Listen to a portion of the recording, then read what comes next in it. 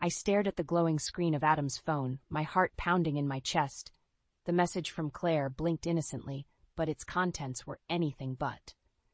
"Can't wait to see you tomorrow. Same place." My fingers trembled as I set the phone back on the nightstand. Adam's soft snores filled our bedroom, oblivious to the storm brewing inside me. I slipped out of bed, padding quietly to the kitchen of our cramped apartment. The clock on the microwave read 2:17 a.m. I gripped the edge of the counter, willing my breathing to slow. This had to be a mistake. There had to be an explanation. "Em?" Adam's sleepy voice startled me. "What are you doing up?" I turned, forcing a smile. "Just getting some water. Go back to sleep." He yawned, running a hand through his tousled hair. "You okay? You look pale." "I'm fine," I lied. "Really." Adam shrugged, shuffling back to bed. I watched him go, my mind racing. Should I confront him now? Demand answers? Or wait and see what happened? The next morning, I went through the motions of getting ready for work. Adam kissed me goodbye, same as always. "Have a great day, hon." "Love you." "Love you too," I echoed, the words tasting like ash in my mouth. At the nonprofit where I worked, I couldn't focus. My coworker, Jen, noticed immediately. "Emily, what's wrong? You look like you've seen a ghost." I hesitated, then spilled everything. Jen's eyes widened as I told her about the text. "Oh, sweetie," she said, squeezing my hand. "What are you going to do?" "I don't know," I admitted. "Part of me wants to follow him, see where he goes, but that feels wrong." Jen shook her head. "No, you need answers. If he's cheating, you deserve to know."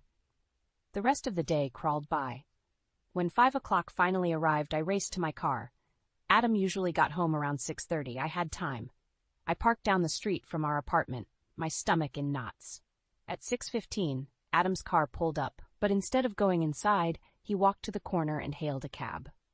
My hands shook as I started the engine, following at a safe distance. We wound through the city until the cab stopped outside a trendy bar downtown. I watched, bile rising in my throat as Adam strode inside. 5 minutes later, a pretty blonde woman arrived. She glanced around before entering the bar. Tears blurred my vision as I fumbled for my phone. I snapped a picture just as the woman disappeared inside. "Oh, Adam," I whispered. "How could you?" I don't know how long I sat there, numb with shock and betrayal. My phone buzzed, a text from Adam. "Working late tonight, babe. Don't wait up." Anger surged through me, hot and fierce. I started the car, my mind made up. No more lies, no more excuses. As I pulled into our parking lot, my phone rang. It was Adam's mother, Lily. "Emily, dear." Her syrupy voice grated on my nerves. "I was thinking of stopping by tomorrow. Adam mentioned you two might be ready to start looking at houses. I have some ideas." "Now's not a good time, Lily," I cut her off. "I'll have to call you back." I ended the call, ignoring her protests. Taking a deep breath, I marched up to our apartment. It was time for a reckoning. The lights were off when I entered. I flicked them on, revealing the shabby furniture and peeling wallpaper. How had I let Lily convince us this dump was all we could afford? I grabbed a suitcase from the closet and began throwing Adam's clothes inside. Each item fueled my rage. By the time I heard his key in the lock, I was ready. Adam stumbled in, reeking of alcohol and perfume. He froze when he saw me. "Em, what's going on?" I met his confused gaze, my voice steady. "I think it's time we had a talk, Adam, about Claire." 3 months had passed since that fateful night. Adam swore it was a one-time mistake, begged for forgiveness. Like a fool, I believed him. Now, as I stared at our dwindling bank account, I wondered if I'd made the right choice. "Em, did you hear what I said?" Adam's voice snapped me back to reality. We sat at our rickety kitchen table, bills spread before us. "Sorry, what?" he sighed, exasperated. "I said, Mom thinks we should look at that new condo development downtown." I blinked, stunned. "Adam, we can barely afford this place. How could we possibly—" "Mom says she'll help with the down payment," he interrupted. "She thinks it's a great investment." Of course she did. Lily always had an opinion on our finances, our careers, our entire lives. I bit back a retort, trying to stay calm. "That's generous, but I'm not comfortable taking money from your mother." Adam's face darkened. "Why not? She's just trying to help." "Help control us, you mean?" I muttered. "What was that?" I forced a smile. "Nothing. Look, can we talk about this later? I have to get ready for work." As I gathered my things, my phone buzzed. A text from my mom, "Dinner this weekend?" Before I could reply, Adam appeared behind me. "Who's that?" "Just my mom." I said, pocketing the phone. She wants to have dinner. Adam frowned. This weekend? But we're supposed to look at condos with my mother. I stared at him, incredulous. When did we decide that? I told you last night, he insisted. You must not have been listening. The argument that followed was brief but intense. In the end, I caved. Again. Fine, I snapped. Tell your mother we'll go. At work, I couldn't focus. Jen found me hiding in the supply closet, fighting back tears. Oh, honey, she said, pulling me into a hug. What happened? I spilled everything, the condo, Lily's interference, Adam's attitude. Jen listened, her expression growing more concerned. Emily, she said gently, are you sure this is what you want? You seem so unhappy. I wiped my eyes, straightening my shoulders. It's just a rough patch. We'll get through it. But as the weekend approached, my anxiety skyrocketed. At a Saturday morning, I found myself trailing behind Adam and Lily as they toured a sleek, modern condo. Isn't it perfect? Lily gushed, her perfectly manicured nails tapping against the granite countertop. Adam, darling, this is exactly what you need. I bristled at her words. What Adam needed, not what we needed. The realtor, a perky blonde named Sarah, turned to me. What do you think, Mrs. Thompson? Can you see yourself living here? Before I could answer, Lily cut in. Oh, she loves it. Don't you, Emily? I forced a smile, my hands clenched at my sides. It's nice. Adam shot me a warning look. I knew that look. It meant, don't start anything. As Sarah led us to the master bedroom, my phone vibrated. A text from my dad. Everything okay, sweetie? Haven't heard from you in a while. Guilt washed over me. I'd been so caught up in this condo nightmare I'd neglected my own parents. Emily! Lily's sharp voice made me jump. Put that phone away. This is important. I looked up to see all three of them staring at me. Lily annoyed, Adam embarrassed, Sarah confused. Something inside me snapped. You know what? I said, my voice surprisingly steady. I need some air. I turned and walked out, ignoring Adam's calls. In the hallway, I leaned against the wall, trembling. What was I doing? This wasn't the life I wanted. This wasn't the marriage I dreamed of. My phone buzzed again. This time it was a notification from our joint bank account. A large transfer had just been made, the down payment for the condo. I stared at the screen, my vision blurring with tears. Adam had done it, without even asking me. As I heard their footsteps approaching, I made a decision. It was time to stand up for myself, time to fight for the life I deserved. Taking a deep breath, I squared my shoulders and prepared for the confrontation that was about to come. The condo felt like a gilded cage. 2 weeks after moving in, I found myself staring out the floor-to-ceiling windows, longing for our old, cramped apartment. At least there, I'd felt at home. The sound of a key in the lock made me tense. Adam or Lily? These days, it was hard to tell who'd come barging in uninvited. Emily, darling. Lily's shrill voice echoed through the space. Where are you? I plastered on a smile and turned to face my mother-in-law. Hi, Lily. I didn't know you were coming over. She waved a manicured hand dismissively. Oh, I was in the neighborhood. Thought I'd drop by and see how you're settling in. Her eyes narrowed as she surveyed the living room. You haven't unpacked everything yet? I bit back a retort. We've been busy with work. It's a process. Lily clicked her tongue. Well, we can't have that. I'll call my interior decorator. She'll have this place looking fabulous in no time. That's really not necessary. Nonsense, Lily interrupted. It's the least I can do. After all, I helped you get this lovely home. The way she emphasized helped made my skin crawl, as if we were children who couldn't manage on our own. Actually, Lily, I said, finding my voice, Adam and I were thinking of decorating ourselves. Make it our own, you know? Lily's smile tightened. Oh, sweetie, that's adorable. But let's leave it to the professionals, shall we? We wouldn't want it looking cheap. Before I could respond, she was on her phone, chattering away to her decorator. I retreated to the kitchen, my hands shaking as I poured myself a glass of water. This was supposed to be our fresh start, our chance to rebuild after Adam's indiscretion. Instead, it felt like Lily was taking over our lives more than ever.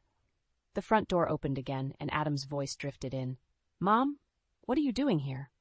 I stayed in the kitchen, listening to their muffled conversation. When Adam finally appeared, he looked sheepish. Hey, Em. Sorry about this. You know how Mom gets. I set down my glass, harder than necessary. Yeah, I do. The question is, why do you let her? Adam's face darkened. What's that supposed to mean? It means I'm tired of your mother making decisions for us. I snapped. This is our home, Adam. Ours, not hers. She's just trying to help, he argued. Why can't you be grateful? Grateful? I laughed bitterly. For what? For undermining every choice we make? For treating me like I'm not good enough for her precious son? Adam's jaw clenched. That's not fair. Mom loves you. No, Adam, she loves controlling you, and by extension, me. Our raised voices must have carried, because suddenly Lily appeared in the doorway. Is everything all right in here? I opened my mouth to speak, but Adam cut me off. It's fine, Mom. Just a little disagreement about decorating. Lily's eyes gleamed with interest. Oh, well, I'm sure we can sort that out. Emily, dear, why don't you tell me your ideas? I'm sure we can find a compromise. The condescension in her tone was the last straw. You know what, Lily? I don't want to compromise. This is my home, mine and Adam's, not yours. The room fell silent. Adam looked horrified, while Lily's face turned an alarming shade of red. Well, she said, her voice dangerously low, I see someone's forgotten their manners. Adam, are you going to let her speak to me like that? I turned to my husband, silently pleading with him to stand up for me, for us. But as I watched the conflict play out on his face, I knew he would choose her. He always did. Em, he said softly, maybe you should apologize. In that moment, something inside me broke. This beautiful condo, this fresh start, it was all a lie. Nothing had changed, nothing ever would. I grabbed my purse and headed for the door. I need some air, I muttered. As I stepped into the hallway, I heard Lily's voice behind me. Really, Adam, I don't know why you put up with her attitude. The elevator doors closed on Adam's reply, and I leaned against the wall, fighting back tears. I'd thought moving here would fix things. Instead, it had only made everything worse. As the elevator descended, I realized I had a choice to make. Stay and fight for a marriage that was slipping away, or find the strength to walk away and reclaim my life.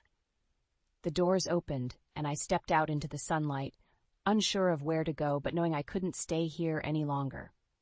I sat in my parents' cozy living room, clutching a mug of tea, trying to find the words to explain the mess my life had become. Mom and Dad exchanged worried glances as I recounted the latest drama with Lily and Adam. Oh, sweetheart, Mom said, reaching out to squeeze my hand. I'm so sorry you're going through this. Dad's face was a storm cloud. That woman has no right to treat you this way. And Adam, he needs to grow a spine. I nodded, fighting back tears. I just don't know what to do anymore. It's like I'm losing myself in their world. The sharp trill of my phone cut through the moment. Adam's name flashed on the screen. I hesitated, then answered. Em, where are you? His voice was tight with tension. Mom's been trying to reach you all day. I bit back sarcastic reply. I'm at my parents'. I needed some space. Space? Adam sounded incredulous. We have that dinner with my boss tonight. You knew that. The dinner. I'd completely forgotten. I'm sorry, Just get home, he interrupted. Mom's already here to help you get ready. The line went dead before I could respond. I stared at the phone, a knot forming in my stomach. Everything okay? Dad asked, his brow furrowed with concern. I stood, gathering my things.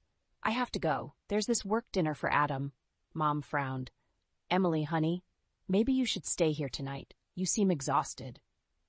Part of me wanted nothing more than to curl up in my childhood bedroom and forget the world, but I knew the fallout wouldn't be worth it. I'll be fine, I assured them, forcing a smile. I'll call you tomorrow. The drive home felt like a march to the gallows. As I entered the condo, Lily's voice hit me like a physical force.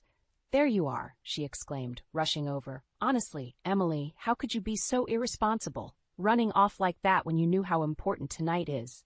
I opened my mouth to defend myself, but Adam cut in. It doesn't matter now. She's here. Let's just get ready. Lily clucked her tongue, eyeing me critically. Well, we'll have to work quickly. I've laid out a dress for you. Go shower, and I'll do your makeup. For a moment, I considered turning around and walking right back out the door. But Adam's pleading look stopped me. Please, Em, this dinner could mean a big promotion. Defeated, I nodded and headed for the bathroom.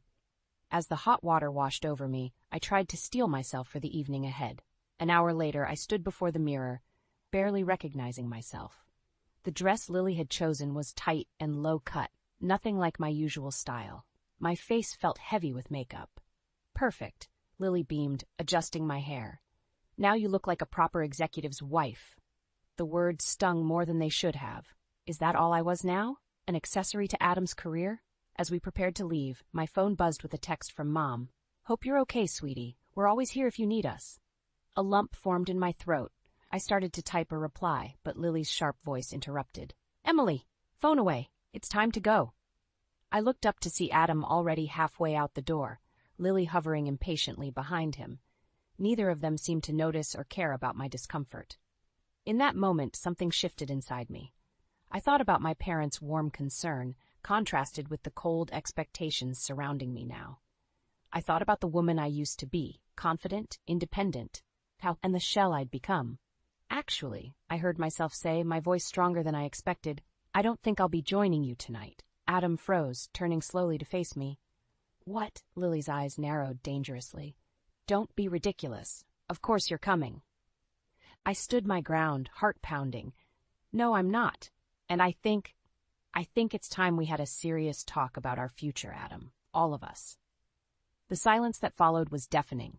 I watched emotions flicker across Adam's face. Confusion, anger, and finally, fear. He knew, as well as I did, that this was a turning point. Whatever happened next would change everything. The tension in the room was palpable as Adam, Lily, and I faced each other. I'd changed out of the tight dress, back into my comfortable jeans and sweater, feeling more like myself. Emily, Adam began, his voice strained. What's this all about? We're going to be late. I took a deep breath. We need to talk about us, Adam, about our future. Lily scoffed. This is ridiculous. You're jeopardizing Adam's career over what? A little family disagreement? It's not little, I countered, my voice stronger than I felt. It's our life, and I'm tired of feeling like I don't have a say in it. Adam's face softened slightly. I know things have been tough, but... Tough? I laughed bitterly. Adam, I feel like I'm disappearing, like everything that makes me who I am is being erased. Lily stepped forward, her eyes flashing. Now you listen here, young lady. Adam has given you a beautiful home, a comfortable life, and this is how you repay him? Mom, Adam warned, but she was on a roll. You should be grateful. Instead, you're throwing a tantrum like a spoiled child. What about your parents, Emily? Did they put these ideas in your head? The mention of my parents was the spark that ignited the powder keg. Leave them out of this, I snapped. They've done nothing but support us. Support? Lily sneered. They're holding you back. Adam, tell her. Tell her how her parents are dragging you down. I turned to Adam, shock and hurt coursing through me. What is she talking about? Adam shifted uncomfortably. It's nothing, Em. Just some things Mom and I discussed. What things? I demanded. Lily jumped in, about how your parents are always asking for help, how they're a financial burden. Adam agrees it's time to cut ties. The room spun. I stared at Adam, silently begging him to deny it, but his silence spoke volumes. You, I whispered, my voice breaking. You want to cut my parents out of our lives? Em, it's not like that, Adam pleaded. We just think it might be best if we focused on our future, on building our own family. I couldn't believe what I was hearing. My parents have never asked us for anything. They've only ever tried to help. Help? Lily scoffed. By filling your head with nonsense about independence and following your dreams? Please. It's time you grew up, Emily. I turned to Adam, tears stinging my eyes. And you agree with this? He hesitated, then nodded slowly. I think Mom has a point, Em. We need to start putting ourselves first. In that moment, something inside me shattered. The man I loved, the man I thought I knew, was siding with his mother over me, over my family. I see, I said, my voice eerily calm. Well then, I guess I know where I stand. I moved towards the bedroom, but Adam caught my arm. Em, wait, where are you going? I shook off his grip. I'm packing a bag. I can't stay here tonight, maybe not ever. Don't be dramatic, Lily snapped. Adam, tell her she's being ridiculous. But Adam just stood there, conflict etched across his face. Em, please, we can work this out. I looked at him, really looked at him, and saw a stranger. A man so entangled in his mother's web that he couldn't see the damage he was causing. Can we? I asked softly. Because from where I'm standing, it seems like you've already made your choice. I turned and walked into the bedroom, my heart pounding. As I threw clothes into a suitcase, I heard Lily's shrill voice and Adam's muffled responses. But I tuned them out, focusing on the task at hand. When I emerged with my bag, Adam was alone. Lily having finally left for the dinner. "Emily," he said, his voice breaking. "Please don't go." I met his gaze, feeling a strange mix of sadness and resolve. "I have to, Adam. I need time to think, to figure out if there's anything left to save here." As I reached for the door, Adam called out one last time. "I love you, Em." I paused, my hand on the doorknob. "I love you too, Adam, but right now, that's not enough." With that, I stepped out into the hallway, closing the door on the life I'd known. As I rode the elevator down, I realized I was facing a crossroads. Stay and fight for a marriage that was crumbling, or leave and rediscover the woman I used to be. The choice, I knew, would change everything. 2 weeks had passed since I'd walked out of the condo. 2 weeks of soul-searching, of rediscovering who I was without Adam's shadow looming over me. I'd been staying with my parents, their unwavering support a balm to my battered spirit. But it was time. Time to face the music, to decide once and for all if my marriage was worth saving. I stood outside the condo door, key in hand, heart pounding. Adam's texts had been a mixture of apologies and pleas over the past fortnight. Part of me hoped that this separation had been a wake-up call for him. Taking a deep breath, I unlocked the door and stepped inside. The first thing that hit me was the silence. No TV blaring, no Lily's shrill voice offering unsolicited advice, just quiet. "Adam?"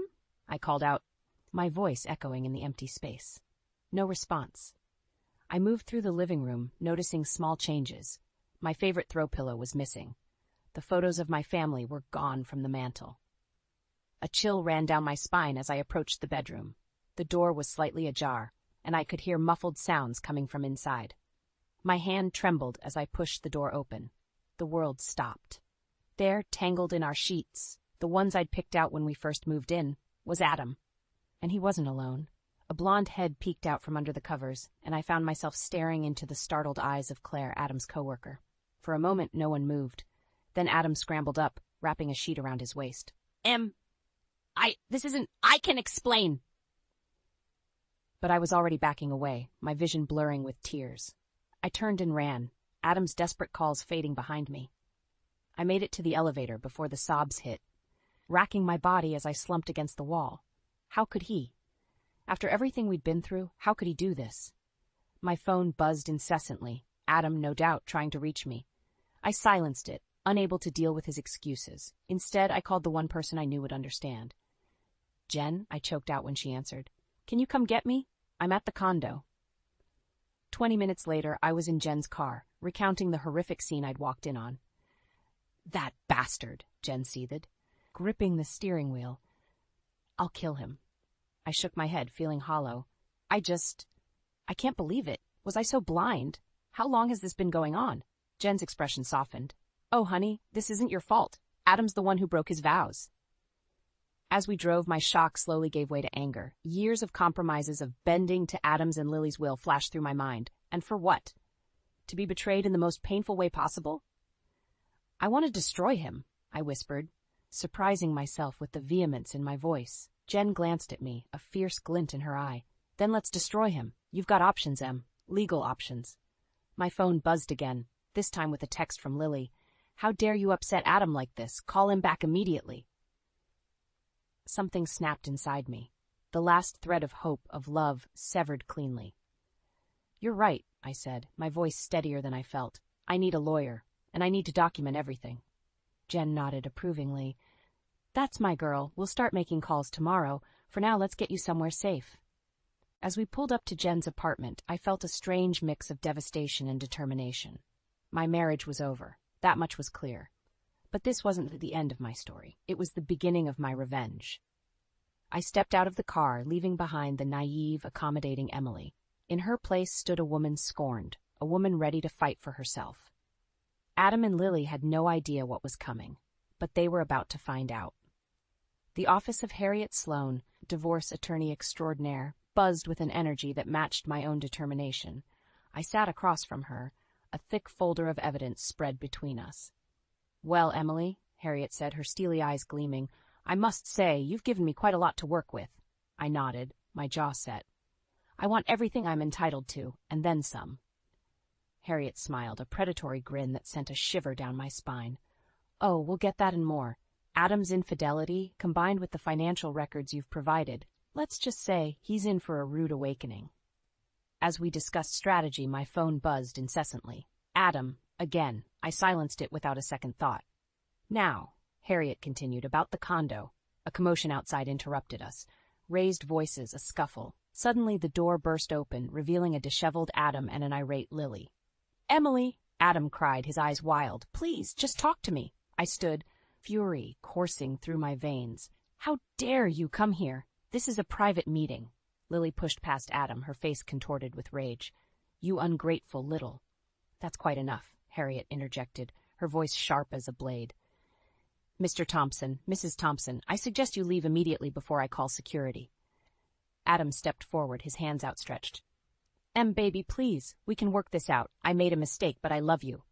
I laughed, a bitter sound that surprised even me. "Love? You call what you did love? You betrayed me, Adam. You and your mother both." Lily bristled. "Now see here." "No, you see here," I snapped, years of pent-up frustration pouring out. "You've controlled our lives for too long. You pushed me aside, belittled me, tried to cut me off from my own family. Well, guess what? It ends now." Adam's face paled. "What are you saying?" I turned to Harriet, who nodded encouragingly.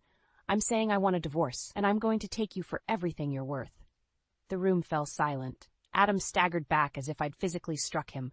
Lily's mouth opened and closed, for once at a loss for words. "You can't do this," Adam finally whispered. "What about our life together? Our future?" "Our future," I echoed incredulously. "You threw that away the moment you decided to sleep with Claire." Adam's eyes widened in shock. Lily gasped, turning to her son. "You didn't." "Oh, he did," I confirmed, a grim satisfaction settling over me. "In our bed, no less." The look of betrayal on Lily's face almost made me laugh. Almost. "Adam," she hissed, "is this true?" He fumbled for words, his carefully constructed world crumbling around him. "Mom, It's not." "Save it," I cut in. "I have all the evidence I need. Now both of you, get out." Security arrived, summoned by Harriet's discreet call. As they were escorted out, Adam made one last desperate plea. "Emily, please. I'll do anything. We can start over, just the two of us. No more interference, I promise." For a moment I wavered. The look in his eyes, so familiar, so full of regret. But then I remembered the sight of him with Claire, and my resolve hardened. "Goodbye, Adam," I said quietly, turning away.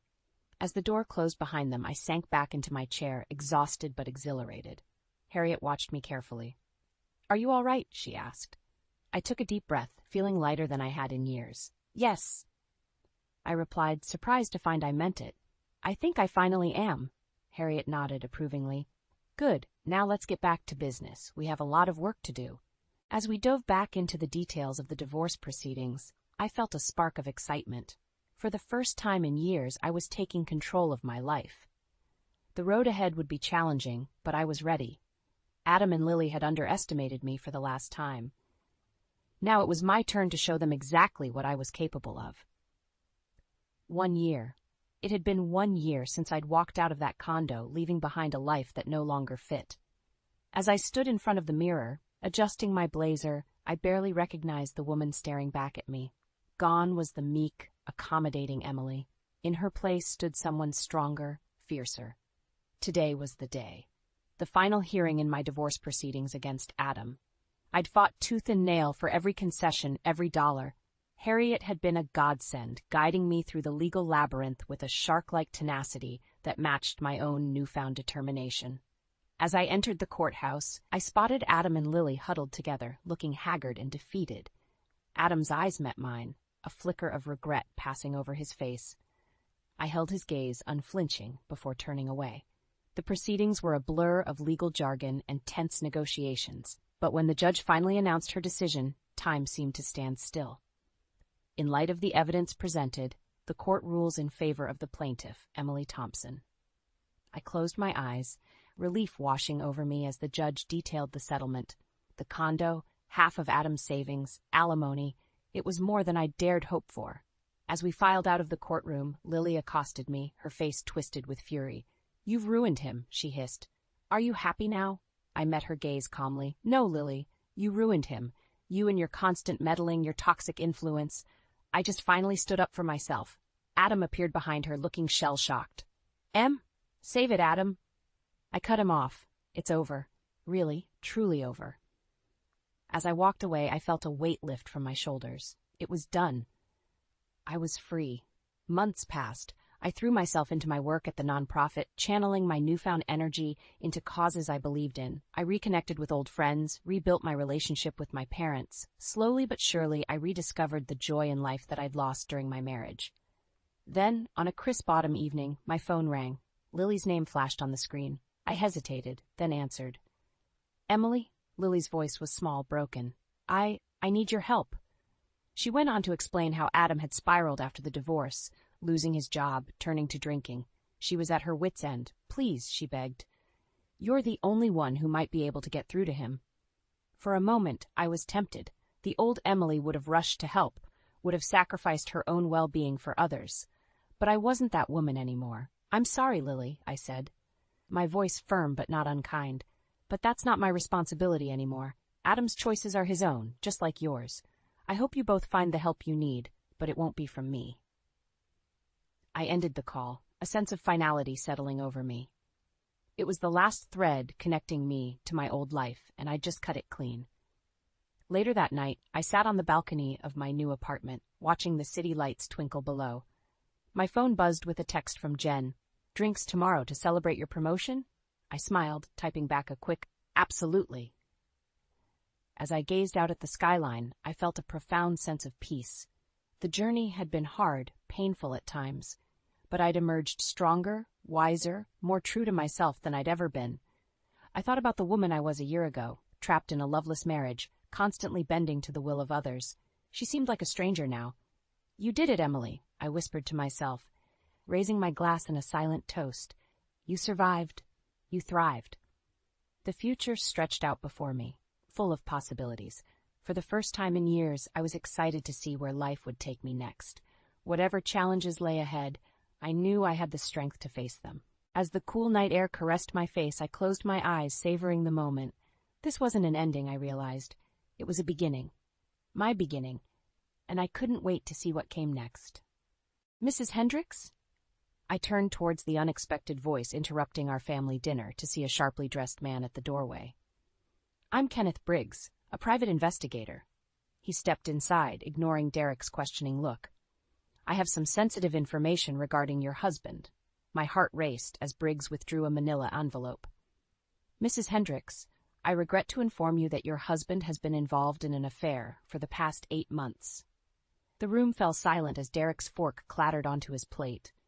I felt the blood drain from my face as Briggs removed a sheaf of photographs, each one a nauseating gut punch.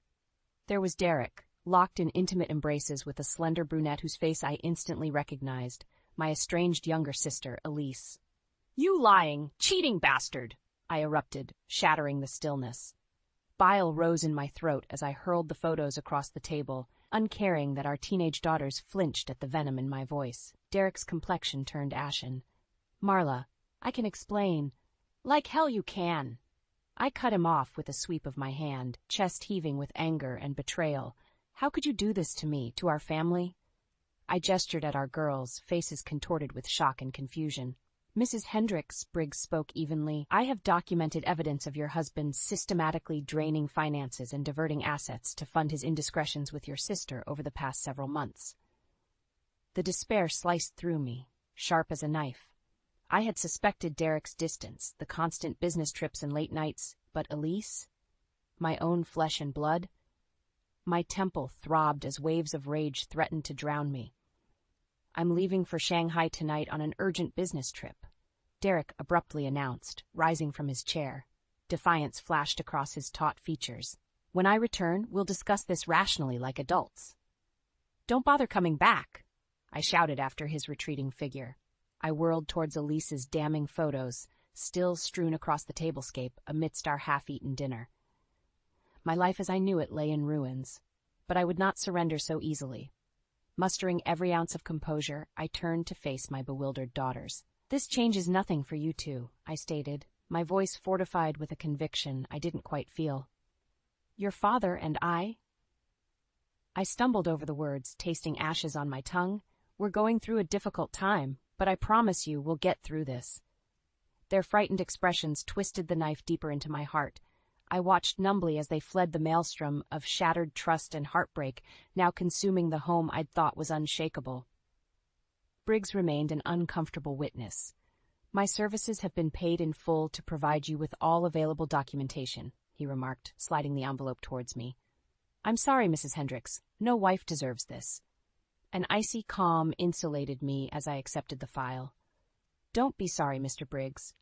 My voice hardened with grim resolution. "Be ready, because I'm just getting started." The hours blurred together after Derek's abrupt departure. I paced the hallways of our home, a gilded cage now tainted by his deception. Framed photos mocked me at every turn, snapshots of happier times twisted into bitter lies. I sank onto the bed we once shared, cradling my throbbing head. How could the man I loved, the father of my children, betray me so callously? And with Elise, of all people, my own sister? Trembling fingers traced the sharp lines of Derek's deceit, immortalized in Briggs' damning photos. An animalistic rage seethed within me, screaming for vengeance. I envisioned hurling plates, diamonds, bricks, anything to shatter the man who had shattered my world, without a shred of remorse. But I couldn't lash out recklessly, not with custody of the girls at stake. I had to remain level-headed, strategic. Derek's smug assertion that we'd discuss this rationally still rankled, as if he could whitewash his transgressions with empty platitudes. No, I needed a plan, a way to strike back and regain control, to ensure he and Elise faced the consequences they deserved. The echo of the front door slamming ricocheted through the stillness, jarring me from my stupor. I tensed, but familiar footsteps ascended the staircase. "Hey!" Theo's concerned face appeared in the doorway. Of course, he had rushed over after hearing the news. My dear friend and the best divorce attorney in the state. Wordlessly, I handed him the file, watching his expression contort with disbelief and anger as he examined the indisputable proof. "That lying sack of shit," he growled at last, raking calloused fingers through his graying hair. "Don't mince words, Theo," I replied with a hollow laugh. "Just tell me honestly, what are my options?" His jaw tightened grimly. "We build an ironclad case. Hit him where it hurts, his money, his assets, his reputation. With evidence like this," he waved the folder in emphasis, "we bury the bastard." A vindictive thrill coursed through me at the thought of skinning Derek for every last penny, to leave him destitute and disgraced as penance for his crimes. "Good," I stated, steeling my voice, "because I want it all. Every sordid detail, every illicit transfer of marital assets exposed. He doesn't get to slink away unscathed." Theo's expression shifted to one of cautious concern. "Marla, think this through. Once we expose him, there's no going back. Your marriage, your lives together. It'll all be destroyed, played out in open court for everyone to dissect. Can you live with that?" I felt my expression harden into a rictus carved from ice. "Theo, he destroyed my life the moment he betrayed me with my own sister," I replied with frigid clarity. "Now I'm going to destroy his." Those final words unleashed a twisted sense of dark satisfaction. For too long, I had been the victim, the deceived wife, the embarrassed sister, the fool, but no longer. If Derek and Elise wanted the gloves off, I would oblige them. Starting today, I was going on the attack. The next few days passed in a whirlwind of grim determination. On Theo's advice, I began methodically collecting evidence to solidify my case against Derek and Elise. When the private investigator's report confirmed my worst fears that Derek had been systemically siphoning money and assets to fund his tawdry affair, a cold fury insulated me. I felt icy detachment transcend the devastating anguish of his betrayal. First, I discreetly transferred the contents of our joint accounts to a new one under my name alone, ensuring Derek would be unable to drain our finances further. The numbers swam before my eyes, each pilfered figure another twist of the knife in my gut. Next came compiling the paperwork. Copies of bank statements, unexplained expenditures, mortgage transfers, all blatantly suspicious. Theo assured me we had more than enough to decimate Derek's falsely cultivated facade of marital bliss and business success. "We also need to figure out your living situation," he advised during one late-night strategy session, the shadows accentuating his frown lines. "If you stay in the house, it just gives Derek's lawyers more ammunition to claim you condoned his actions." I worried my bottom lip, reluctant to uproot our daughters' lives any more than necessary. But Theo made a fair point. Any delay could jeopardize my custody claim. Surprising even myself, I found the answer immediately. My friend Lena? She has that big place in Hudson after her divorce. Theo's eyebrows arched in approval. The financial advisor who hates cheaters? Perfect. She'll make an amazing ally and witness. Sure enough, one phone call was all it took for Lena to open her doors without question. What day do you need me, Han? Her smoky voice crackled over the line, full of the vinegar and vulnerability that characterize survivors like us. Within 36 hours, I had packed up what little I could carry of our old life and ushered the girls into Lena's guest rooms. To their shell-shocked whispers about this only being temporary, I forced a reassuring smile that was only partially a lie. Chin up, ladies, Lena commanded, wrapping us in her signature embrace, rich curls cascading around her warm features. We've got your backs. Count on that. As we hunkered in the cocoon of Lena's hospitality, I felt the first flickers of hope reigniting inside me, that Derek and Elise's transgressions wouldn't go unavenged, and that a path forward still remained. Then the phone rang, shattering the moment's fragile complacency. Derek's number flashed across the screen, and an icy chill gripped me. The first volley was about to be fired. I stared at Derek's number flashing insistently on the screen. A twisted part of me longed to answer, to confront him with the full depth of his betrayal. But I knew better than to show my hand prematurely. Lena, I called out, can you join me? Within moments, her concerned features appeared in the hallway. Is everything okay? Wordlessly, I tilted the phone towards her. Understanding flickered across her expression as Derek's number buzzed again. Want me to take this? I nodded gratefully. Lena was ex-military, unflappable and strategic, the perfect shield against Derek's manipulation. She accepted the call, angling the mouthpiece away. Derek, her tone was clipped but composed. Marla's indisposed at the moment. There was a muffled torrent from the other end. I saw Lena's jaw tighten imperceptibly. I'm sure she'll reach out when she's ready to discuss things rationally. Appointed Barb. For now, it's best you give her some space to process recent developments. Another eruption of protests, this one raising Lena's sculptured brows. I didn't realize rehashing sensitive family matters was appropriate workplace conversation, she rejoined coolly. But I'll pass along your thoughts to Marla. Goodbye, Derek. She disconnected the call with a succinct tab. Sorry about that, Han. I know that couldn't have been easy listening to his nonsense. A tremulous exhale escaped me. You're amazing, Lena, truly. She waved a dismissive hand. Please, that blowhard doesn't rattle me. Her warm eyes creased with concern. But you look like you're carrying the weight of the world right now. What else can I do? I felt a renewed surge of purpose. Actually, there is one thing. An hour later, we were closeted in Lena's luxurious home office, poring over the meticulously assembled dossier that would become the armament for my legal battle. Lena shook her head slowly as she absorbed the bank statements, check stubs, and appalling money trail.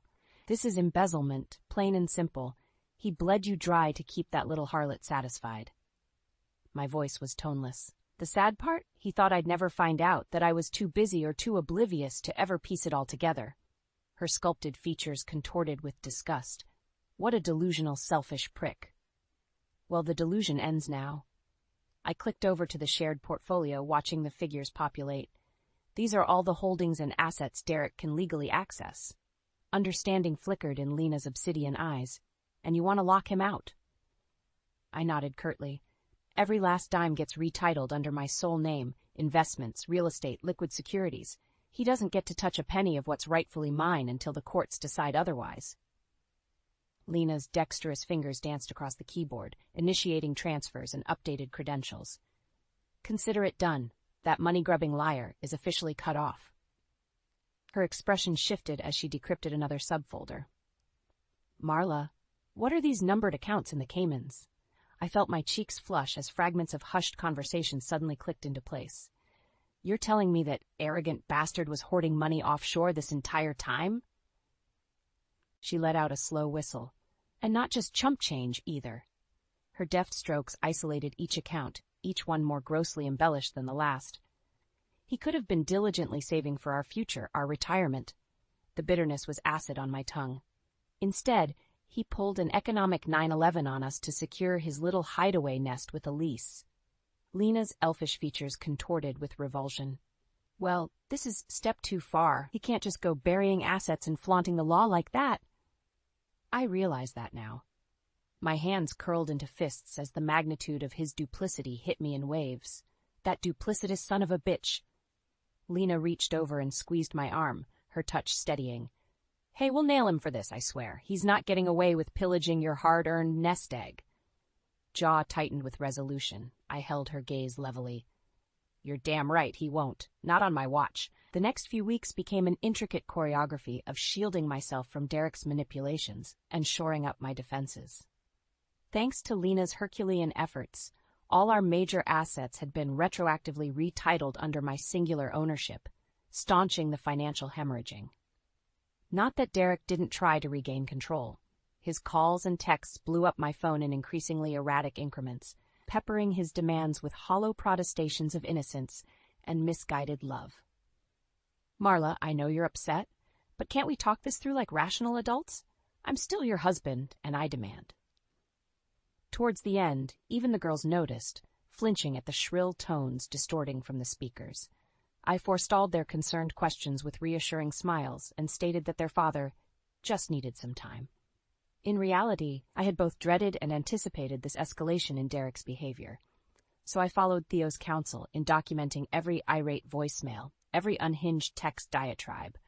More damning proof for the legal battleground that loomed ahead.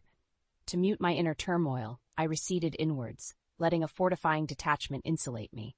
I no longer dwelled on the gutting anguish of his betrayal, nor the gaping void his calloused disregard had eviscerated. Instead, I simply existed. Day to day, checking the obligatory boxes with the armor of detachment, deflecting the numbing currents of fury, regret, and occasional pity that taunted me. Theo assured me this emotional icebox was normal, even advisable.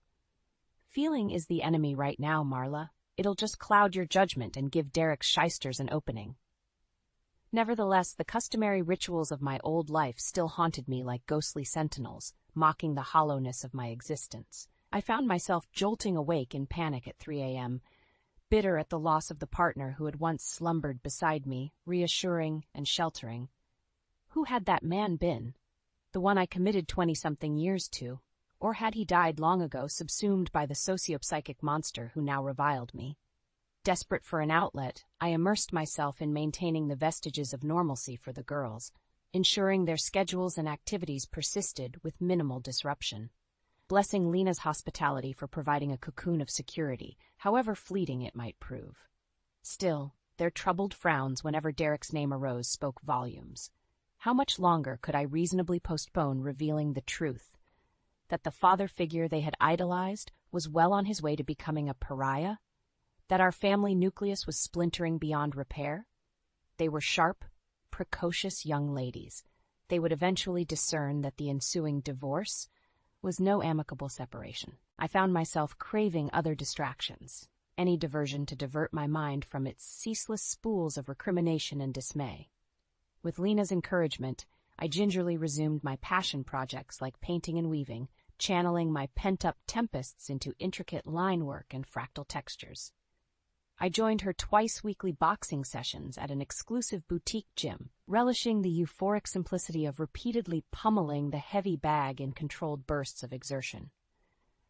My therapist, Dr. Ramirez, applauded these efforts towards self-reclamation during our bi-weekly visits.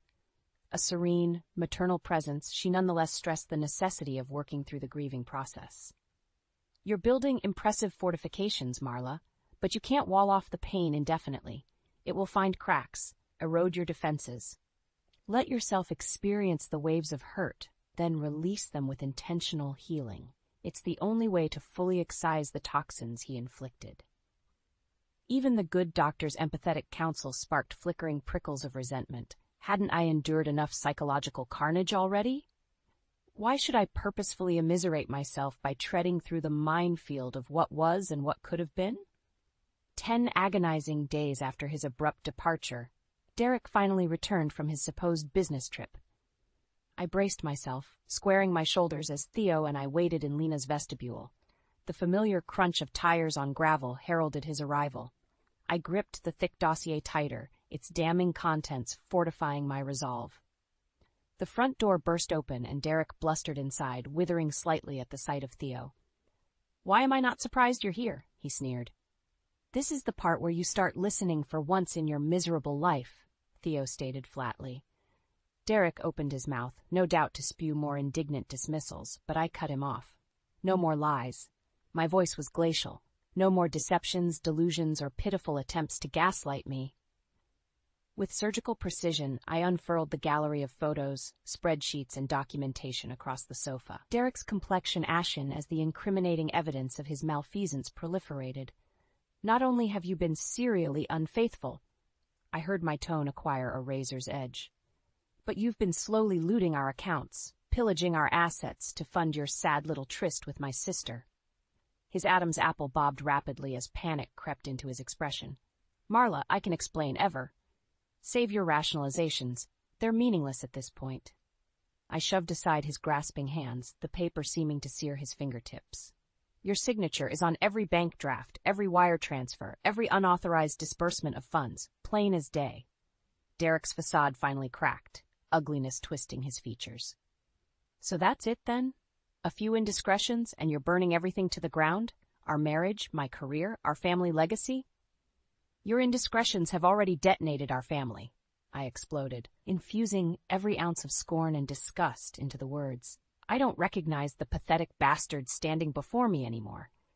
"You self-righteous bitch," he erupted with a sudden primal fury that made Theo tense instinctively. "You think you can publicly flog me like some criminal without consequences?"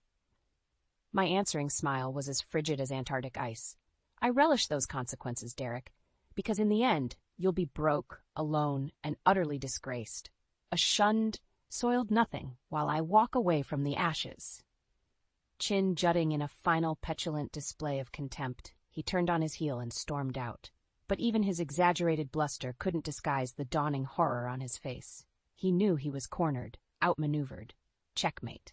That night, even my dreams offered no sanctuary. I found myself crying hot, angry tears, not from sorrow, but from a place of visceral rage that this utter waste of a man had dared to betray me so profoundly, to squander every ounce of goodwill, trust, and commitment I'd so foolishly vested in him.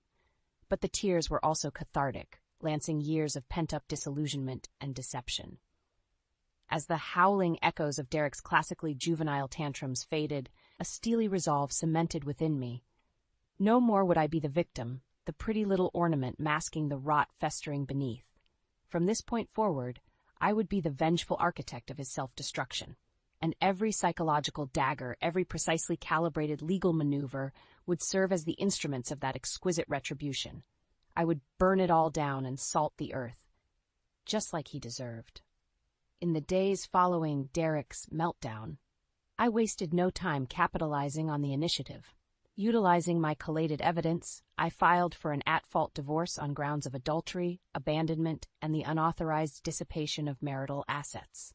While part of me recoiled at the prospect of airing our imploded marriage's dirty laundry in open court, another part recognized the strategic value. By striking first with an overwhelming offense, I seized control of the narrative while blindsiding Derek. "He'll be scrambling to build a defense on multiple fronts," Theo assured me, typically unflappable demeanor, betraying a hint of dark satisfaction. "Let's see him lawyer up to counter all these interlocking claims." True to form, Derek soon found himself engulfed under an avalanche of damaging disclosures. The paternity allegations alone were enough to decimate what remained of his professional reputation. Coupled with the fraud in asset disclosures, they cemented his status as a radioactive pariah. By leveraging my carefully assembled documentation and testimony, my legal team constructed an inescapable cage of consequences. Surveillance evidence placed him at hotels and rendezvous spots, often withdrawing substantial cash amounts just beforehand. Banking records revealed his establishment of slush fund accounts and wire transfers to international holding locations. Even more damaging were the third-party testimonies of Elise's indiscriminate confessions to family members, of Derek's increasingly callous behavior towards me and the girls, and the contradictory paper trails he left behind while cavorting with his mistress. Within weeks, the court of public opinion had sentenced Derek as guilty. Long before our divorce could be formalized or the civil trials concluded, The man was an utter professional and personal pariah. "You did this," he raged during one ill-advised confrontation. "My colleagues won't even speak to me anymore." I merely shrugged. "I'm simply disclosing facts and letting people draw their own conclusions, Derek. If they're judging you harshly, perhaps that's indicative of your actions." The expression contorting his face oscillated between apoplectic rage and sheer panic. It was abundantly clear he had never contemplated the full-scale, mutually assured destruction I was orchestrating. That his ego had blinded him to the very real prospect of a life in ashes. Watching his mounting desperation furnished a deeply vindicating gratification. My emotional resurrection seemed to flourish in inverse proportion to his self-inflicted ruination. I found myself giving media interviews with selective, surgically precise responses. Posed photos were our art directed to present me as the quintessential wounded but resilient heroine, steadfastly soldiering forward for her innocent children. Conversely, every interaction and court appearance saw Derek further unraveling into an erratic, sullen caricature of the urbane success he once feigned. It became undeniable that his simmering, thwarted indignation constituted the final death rattle of ego before total annihilation. For any residual pity I might have felt for the man rapidly dissipated. In its place blossomed an almost rapturous sense of karmic inevitability. This was always his destiny, to be outwitted and outmaneuvered by the woman he so casually discarded in pursuit of instant gratification. Not that I would brandish the bloody coup as some Amazon's war prize, but by maintaining an outward veneer of gracious composure, I let the debris of Derek's immolation serve as its own cautionary testament. Fool me once, shame on you, but to self-destruct so thoroughly despite every opportunity for redemption? Well, that unmitigated failure of character was his alone, inscribed across the ashes of his legacy. Despite the protracted legal battles, the divorce itself was a mere formality at this point. Derek's derelictions were so overwhelming, so undeniably malicious, that the proceedings proved utterly one-sided. The court awards sole custody to Mrs. Hendricks in addition to a substantial majority of liquid assets and properties, the judge stated in clipped, dispassionate tones. Mr. Hendricks' conduct represents a complete abrogation of his familial duties and marital vows. Across the aisle, Derek slumped in his seat, a pathetic, broken husk animating what remained of his publicly immolated reputation. Gone were the immaculate suits and assured airs. He sat there, hollowed and ashen in discarded clothes, reeking of whiskey and sleepless nights. His eyes remained downcast, unable to meet my unflinching gaze. As the gavel declared the marriage officially dissolved, I felt an unfamiliar pang reverberate through me. Not sorrow or regret, those indulgences were distant memories. No, this was the exhilarating release of a burden, shackles tough to the soul being struck off with a stark finality. Theo clasped my shoulder, his calloused grip anchoring me back to the moment. "It's done," he murmured with a barely perceptible nod. "He got everything he deserved." My smile was equally understated yet serene. No, he got far less than that. In the hellish months that followed, Derek's descent charted a tragicomic freefall. Once an upwardly mobile banking executive, his professional pedigree mutated into permanent radioactive toxicity. Every job opportunity disintegrated as cagey references shared the cautionary chronicle of his philandering, misogyny, and white-collar embezzlement. Even his closest business associates distanced themselves, justifiably wary of being tainted by association with such a comprehensive implosion. From that inferno emerged my total legal and moral vindication. But more importantly, it heralded an emancipation from the shattered dreams and profound delusions that had anchored me to that wretched man for so long. The assets I had wrenched from Derek's grasp furnished me a revitalizing new lease on life. Within 6 months, I had liquidated our marital residence and invested in a sleek, elevated townhome in a more vibrant, re-energized area of the city, closer to the girls' schools and extracurriculars. No longer shrouded in spatial mementos of trauma and despair, I found myself blossoming back into my truest self. Career opportunities that had stagnated during my marriage rekindled with fresh fire. Artist collectives and nonprofits welcomed my talents with open arms. Even the girls seemed to thrive in this regenerative environment. The pinched, haunted wariness that had clouded their expressions steadily lifted. Recitals, matches, and events no longer triggered bristled silences where Derek's absence loomed like an unexploded mortar. We were free. Wandering the farmers' markets and cultural festivals that epitomized our new neighborhood's beating heart, I could almost physically feel their tension eroding beneath the purifying sunshine of autonomy. Almost cruelly, I ensured Elise received no such comforts. My lawsuits alleging her complicity in the depletion of marital assets continued unabated. Just as the courts had scoured Derek of every ill-gotten gain, so too would she face devastating financial repercussions. Petty recompense, some might argue. But such was the emotional ruinscape she had indulged in seeding that I felt no mercy. In fact, I made it a point to routinely update her on her dwindling legal circumstances, now that pride and perjury charges were being considered.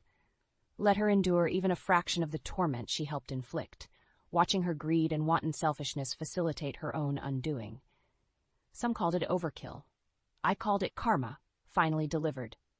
The only pity I retained was for my former self, the myopic, naively devoted woman who had anchored her identity to a depraved lie and a despicable con man. The hard-learned lessons had flayed that identity until only truth remained. Perhaps that was the true path to healing, embracing these harsh revelations as brusque awakenings rather than debilitating traumas, to finally see the withered, desiccated remnants exposed, while turning my gaze to the vibrant sunlight and new horizons untainted by past poisons. Staring clear-eyed into the expanse of second chances, I found myself eager to begin anew. I never thought an email would be the thing that shattered my marriage. It was just sitting there in Sam's inbox when I used his laptop to print some documents for work, a message from the hiring committee at his office. My stomach dropped before I even opened it. The first line said everything. "We regret to inform you." My name is Alara, and until that moment, I thought I had a pretty good handle on my life. Successful interior designer, loving wife, nice house in the suburbs, the whole package. But watching my husband's face as he walked through the door that evening, I realized how much of that perfect life was just carefully arranged window dressing. "Hey," I said, trying to keep my voice casual. "How was your day?" Sam loosened his tie, that familiar crease between his eyebrows deeper than usual. "Fine. Just another day at the office." He wouldn't meet my eyes. "Nothing interesting happened today?" His shoulders tensed. "What do you mean?" "Sam," I said softly, "I saw the email. I'm so sorry about the promotion." The change was instant. His face hardened, and something ugly flashed across his features. "You went through my emails?" "No, I was just using your laptop to print." "So you were snooping," he cut me off, his voice sharp enough to make me flinch. "Couldn't wait to see if your successful husband finally failed at something?" I stepped back, stunned. "That's not fair. I was worried about you." He laughed, but it wasn't the warm sound I was used to. "Worried? Please. You're probably thrilled. Now you can add this to your list of achievements: breadwinner wife, failing husband. Where is this coming from?" I asked, my voice trembling. "I've always supported you." "Supported me?" He paced the kitchen, running his hands through his hair. "Do you know what it's like having to hear about your wife's latest success at every office party?" "Oh, Sam, I saw Alara's design in Modern Living. She's so talented. Meanwhile, I'm stuck in the same position I've been in for 5 years." "That's not my fault," I said, anger finally seeping into my voice. "I've worked hard for everything I've achieved." "And I haven't?" He grabbed his keys from the counter. "I need some air." "Sam, wait. Don't." He held up his hand.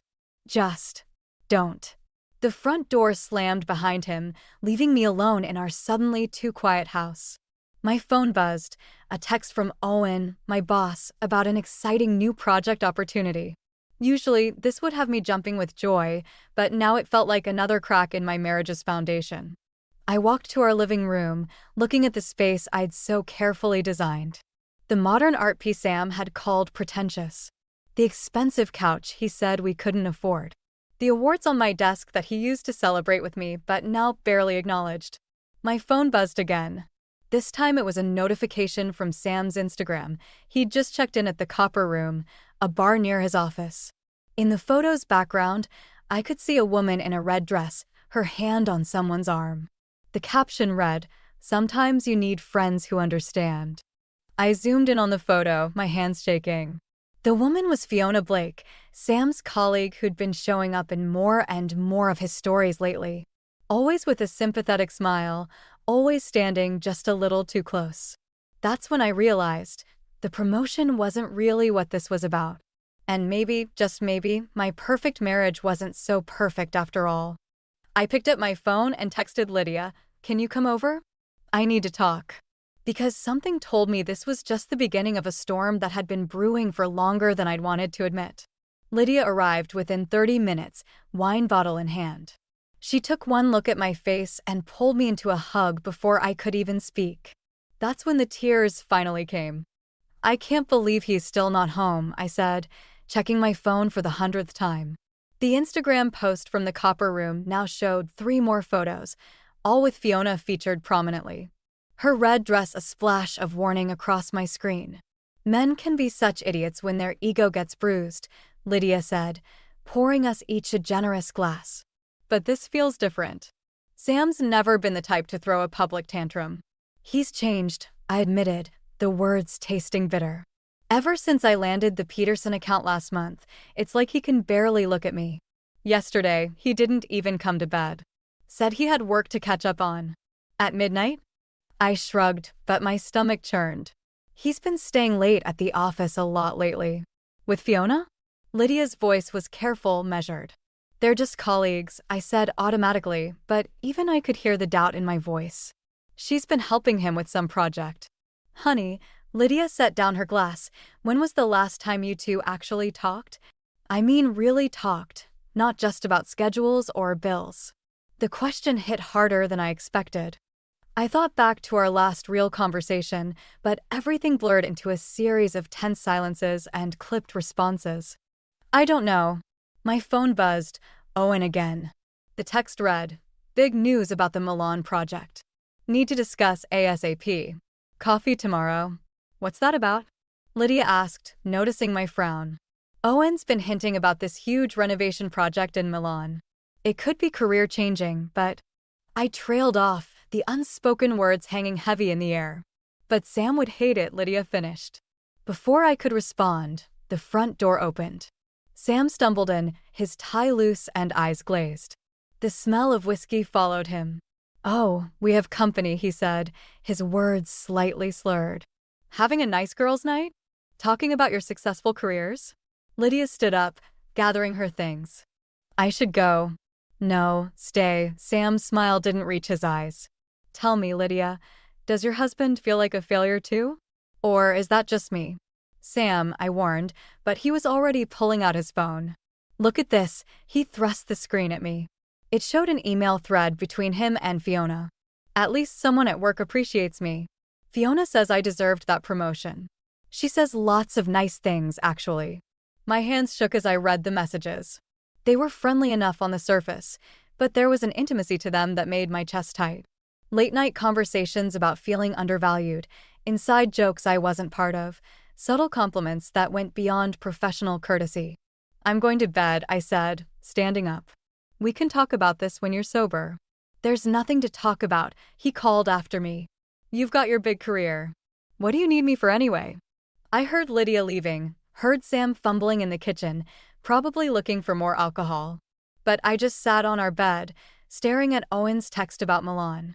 My phone lit up with a new notification. Fiona had tagged Sam in another photo from tonight. The caption read, "Sometimes the right person comes along at the wrong time." I clicked on her profile, scrolling through months of photos. There were dozens with Sam, each one showing a gradual shift in their body language, their smiles, their closeness. How had I missed this? The last thing I saw before turning off my phone was a message from Owen.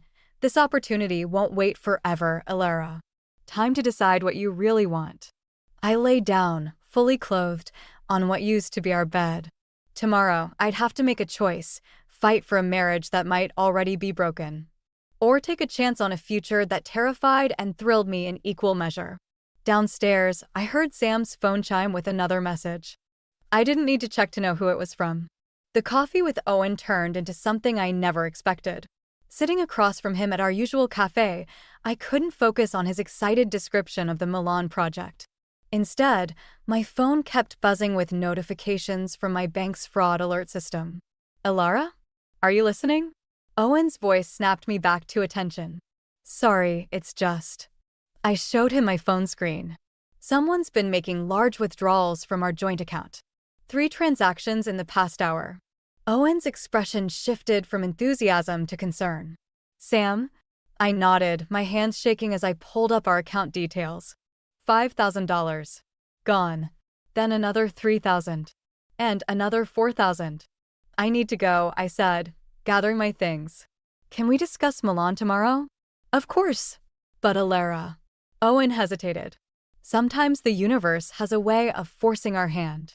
I barely heard him. My mind was racing as I drove to Sam's office, rehearsing what I'd say. But when I walked through the glass doors of the government building, I wasn't prepared for what I found. Sam's office was empty. Not just empty, cleared out. His nameplate was gone, his desk bare except for a small cardboard box. Can I help you? A woman's voice behind me. I turned to find Fiona, wearing that same red dress from the photos. Where's Sam? Her smile was perfectly practiced. He didn't tell you? He resigned this morning. Something about a fresh start. The room tilted slightly. He what? It's probably for the best, Fiona continued, her voice dripping with false sympathy. After losing the promotion and with everything else. Everything else? She touched my arm, and it took everything in me not to flinch. Oh, I assumed you knew. About us. The world stopped for a moment. Us. It started as just talks over coffee, Fiona said, dropping her voice. He was so lost, so overshadowed by her success. He needed someone who could understand, who could make him feel like a man again. Each word was a carefully placed knife. I stepped back, my heel catching on the carpet. Where is he now? He mentioned something about the airport. Her smile widened slightly. I think he needed some time to think. I ran. Through the office, down the stairs, barely registering the concerned looks from other employees. In my car, I pulled up our credit card statements. There it was, a first-class ticket to Vancouver.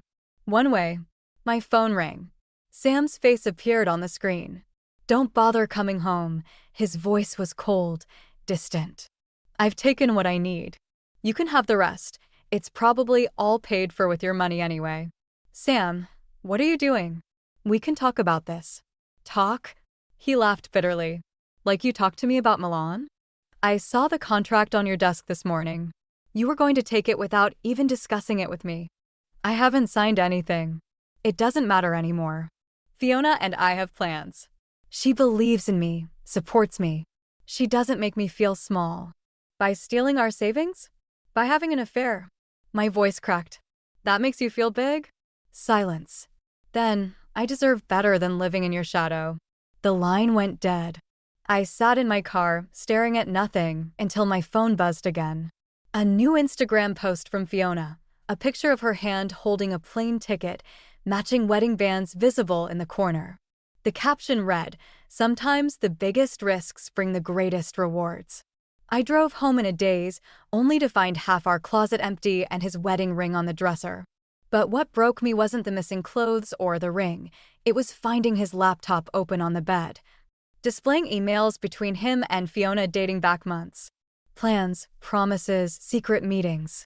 A whole hidden life while I worked late trying to build our future. My phone buzzed one final time. Owen, Milan contract needs an answer by tomorrow. Your choice. I looked around our bedroom, now just my bedroom, and felt something shift inside me. This wasn't just about a failing marriage anymore. This was about justice, about consequences. I picked up my phone and typed, "I'll take it." When do I start? 3 days after Sam left, I found myself sitting in Owen's office, staring at the Milan contract. The opportunity was everything I'd dreamed of. A complete renovation of a historic palazzo, unlimited budget, complete creative control. But something else caught my eye, a familiar name in the investor list. Blake Industries, I said, looking up at Owen. Any relation to Fiona Blake? Owen shifted uncomfortably. Her father's company. They're the primary investors. The pieces clicked together with sickening clarity. How long have you known? Alara. Owen leaned forward. Sometimes business and personal lives intersect in ways we can't control. Did Sam know? When he was with her, did he know about this project? Before Owen could answer, my phone buzzed. A text from an unknown number. Check your email. You deserve to know the truth. F.B. My hands shook as I opened my inbox. There it was, dozens of forwarded emails between Sam and Fiona, dating back months before his failed promotion. They'd been planning this, Sam feeding her information about government contracts, Fiona promising him a position in her father's company. My success wasn't just wounding his ego, it was threatening their scheme. I need air, I muttered, standing up so quickly my chair toppled over. The contract deadline is tomorrow, Owen called after me. We need your answer. I drove to our house, my house now, and found Lydia waiting on the porch. I brought wine and takeout, she said, but stopped when she saw my face. What happened? Inside, I showed her the emails. It wasn't just an affair, I said, my voice hollow. It was a business plan. They needed inside information about the city's development projects and Sam. That son of a bitch, Lydia whispered, scrolling through the messages. Have you called a lawyer? Not yet. I've been too busy trying to figure out how I missed all the signs. My phone buzzed again. Another message from Fiona. Sam never loved you. But he did love what your success could do for him. For us. Sorry it had to end this way. I laughed, a sharp, bitter sound. You know what's funny? The Milan project, it's backed by her family's company. If I take it, I'll essentially be working for the woman my husband left me for.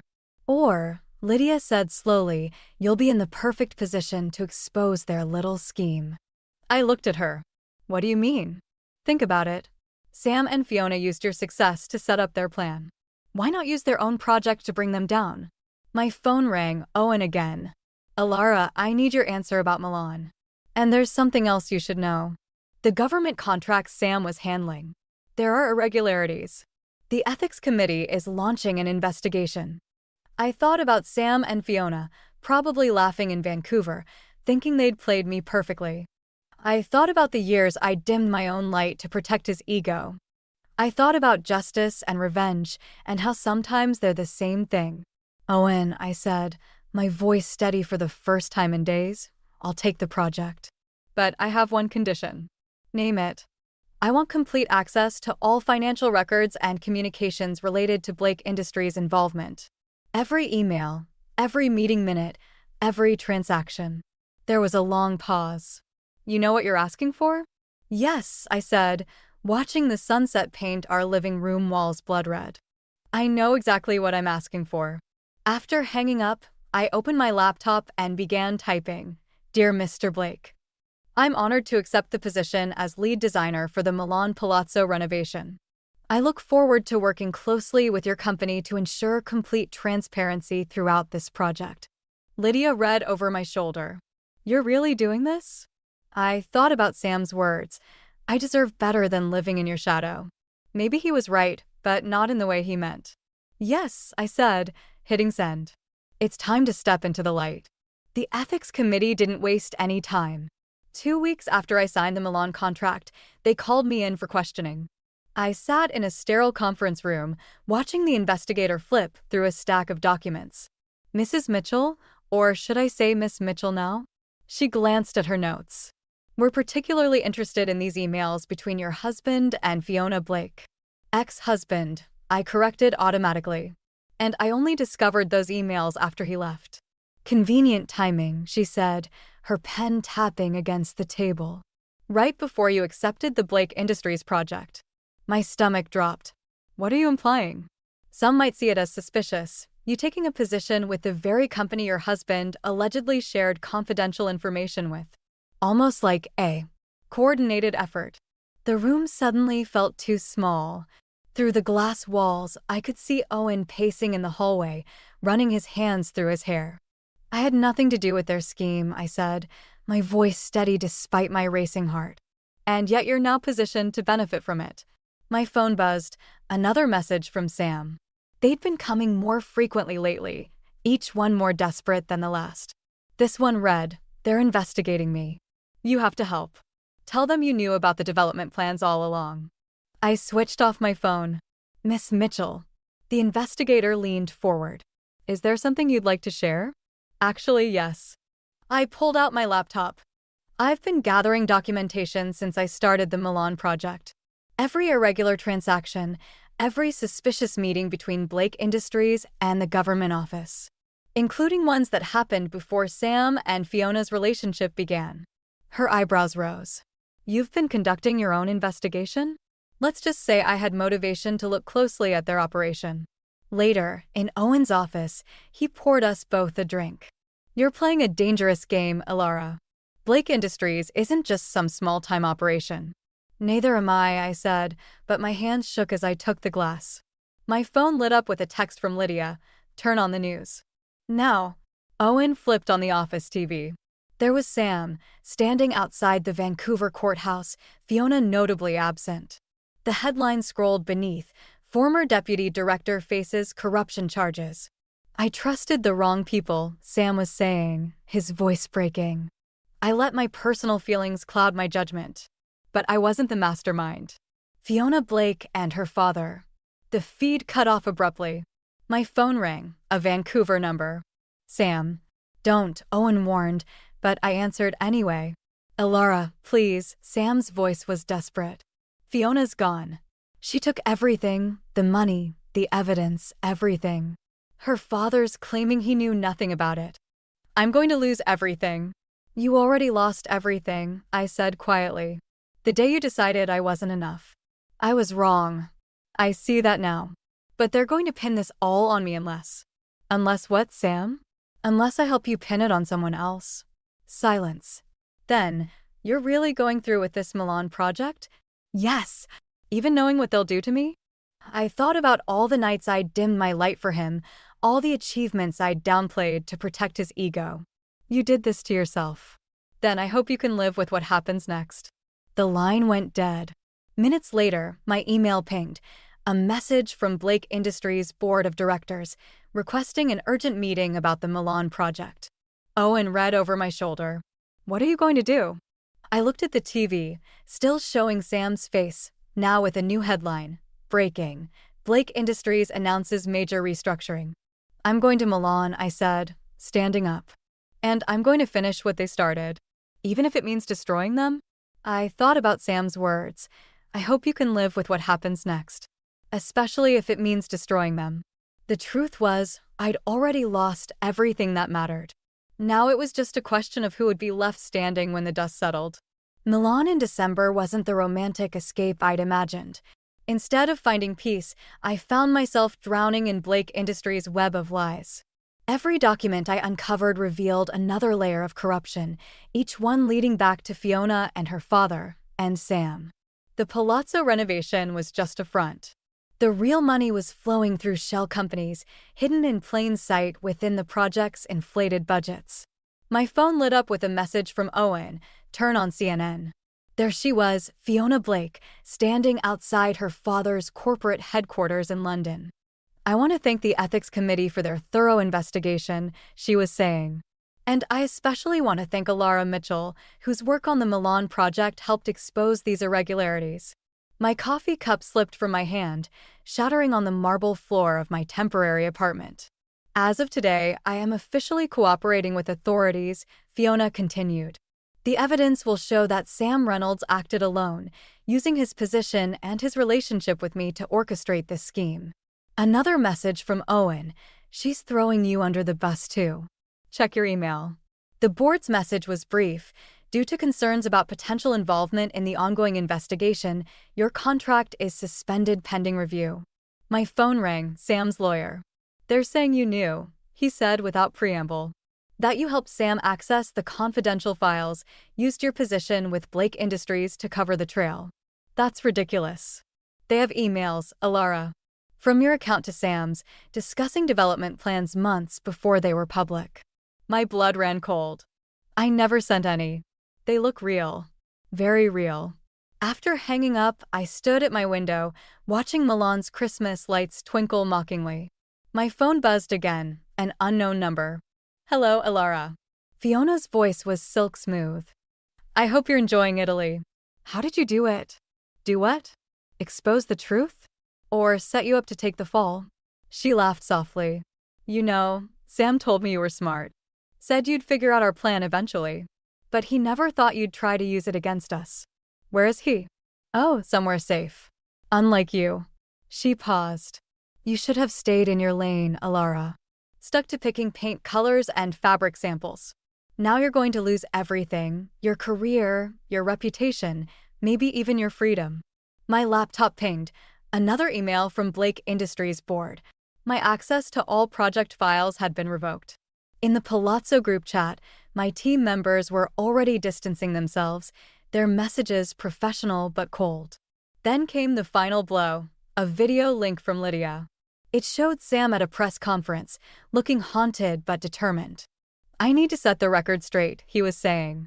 My ex-wife, Alara Mitchell, wasn't just aware of these transactions. She orchestrated them. Her success in the design world was built on insider trading and corrupt deals. I was blind to it because I loved her. The room spun. I grabbed the windowsill for support, watching my reflection in the glass, a woman I barely recognized anymore. My phone buzzed one last time. Owen, FBI wants to question you. Don't say anything until I get there. I'm on my way to Milan. Outside, photographers were already gathering below my building. Someone had leaked my address. I opened my laptop to transfer money from my accounts, but they were frozen. Every credit card declined. Even my return flight reservation had been canceled. In the bathroom mirror, I finally let myself cry. Not for Sam's betrayal or Fiona's manipulation, but for my own naivety. I'd thought I was playing their game, but they'd been playing me all along. A final message flashed on my phone from Sam's personal number. I'm sorry it had to be this way, but you forced our hand. Some battles aren't worth fighting. I looked around my beautiful Milan apartment, paid for by Blake Industries, wondering how many hours I had left here. How many hours before everything I'd built came crashing down? Then I noticed something odd about Sam's message. A small detail that didn't fit. And for the first time in weeks, I felt a spark of hope. Because Sam had finally made a mistake. And maybe, just maybe, it would be enough to bring them all down. Sam's message contained something only I would notice, a reference to our first date at Bella's, spelled with one L instead of two. It was our private joke, our secret code. He was trying to tell me something. I met him at midnight in a small cafe near Milan's Navigli district, my laptop and phone both left behind. The place was empty except for an old man reading a newspaper and a barista wiping down tables. You look terrible, I said, sliding into the seat across from him. Dark circles under his eyes, expensive suit wrinkled. This wasn't the polished Sam from the press conference. They're watching everything, he whispered. Phones, emails, bank accounts. Fiona's father. He's not just a businessman, Alara. The corruption goes deeper than we thought. I laughed bitterly. There is no we, Sam. You made sure of that. His hands shook as he pushed a USB drive across the table. I made copies before Fiona could delete everything. The real transactions, the shell companies, the bribes. It's all here. Why should I trust you? Because I'm dead if you don't. He glanced at the door. Fiona never loved me. I was just convenient. Someone they could manipulate, then destroy. But you. He swallowed hard. You were always stronger than me. That's why I resented you so much. The barista's phone rang, making us both jump. Why now? I asked. Why help me after everything you've done? Because. The cafe door chimed. Fiona walked in, elegant as ever in a red coat that matched her lipstick. How predictable, she said, sliding into the seat next to Sam. The desperate husband reaches out to his wronged wife. Very romantic. Two men in dark suits appeared at the door. The USB, Fiona held out her hand. Now. I reached for it, but Sam's foot pressed against mine under the table, our old signal for trust me. It's fake, Sam said quietly. The real evidence is already with Interpol. Fiona's smile faltered. You're bluffing. Check your phone, I said. She pulled it out, her face paling as she read. That's impossible. All the accounts were secure. Except the one you used to frame me, I said. The one you accessed using Sam's old laptop, the one I'd used for work. The one that still had my security software installed. The old man with the newspaper stood up, revealing an Interpol badge. The barista pulled out handcuffs. You really should have checked those emails more carefully, Sam said. The ones you forged from Alara? The metadata showed they were created 3 days after I left for Vancouver, when Alara was already in Milan. Fiona lunged for the door, but the agents were faster. As they led her away, she turned to Sam. They'll still think you were involved. You'll lose everything. I already lost everything, he said, looking at me. The moment I forgot what mattered. Later, outside the cafe, Sam handed me another USB drive. The real one, he said. Everything they did, everything I helped them do. Use it however you want. Why didn't you just tell me the truth from the beginning? They were watching too closely. I had to make them think they'd won. He stepped back. I don't expect forgiveness, Alara. But I couldn't let them destroy you too. What will you do now? Testify. Face the consequences. He smiled sadly. Maybe finally learn to stand in someone else's light without feeling shadows. I watched him walk away, the USB drive heavy in my pocket. My phone buzzed, Owen, with news that Blake Industries was facing a major investigation. The Milan project would continue, but under new ownership. The night air was cold, but for the first time in months, I felt warm. Not because of victory or revenge, but because I finally understood sometimes the greatest act of love is letting go. I turned toward home, my real home, not the borrowed luxury of a corrupt company, ready to build something new. Something entirely my own. 1 year later, I stood in the completed palazzo, now a boutique hotel that bore little resemblance to Blake Industries' original plans. The morning light streamed through restored Renaissance windows, casting patterns across the marble floors I'd chosen. My first solo project, built on truth instead of lies.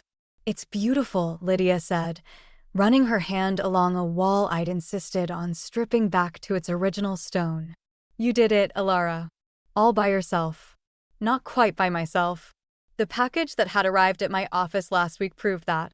Inside was a letter from Sam, written the night before everything fell apart, before Fiona, before the corruption scandal, before he chose pride over love. I see your light, he'd written, and it terrifies me. Not because it dims mine, but because it shows me who I really am. I hope someday I learn to be worthy of standing in it. The letter came with divorce papers already signed and documents transferring his share of our house entirely to me. My phone buzzed. Owen, with news about the hotel's opening night. The guest list is full, he said, including some interesting names. Sam? No, but his testimony helped bring down half the corrupt officials in the city. He's doing well in the witness protection program, from what I hear. I walked to the hotel's rooftop garden, my favorite space in the whole building. The herbs I'd planted were thriving, their scent mixing with the morning air. Speaking of fresh starts, Lydia followed me up. Have you met the new owner yet? I hear he's single. I laughed, thinking of the dating apps she'd tried to get me to join. I'm not ready. You mean you're scared? No, I said, surprising myself with how true it felt. I'm just content. A movement caught my eye, a dog wandering through the garden, no collar, but well-fed. He approached cautiously, tail wagging. Hey there, I knelt down. Are you lost? He pressed his head against my hand, and something in my chest loosened. The shelter had called yesterday about a rescue needing a home. Maybe it wasn't just the dog who needed rescuing. What will you call him? Lydia asked as the dog settled at my feet. Chance, I said, and he looked up as if he already knew his name. My phone buzzed again, an email from a journalist wanting to interview me about surviving betrayal and building success. I deleted it without responding. Some stories don't need to be told, they need to be lived. The morning crowd was gathering below, Milan coming alive with possibilities. Soon the hotel would open, carrying my name instead of Blake Industries.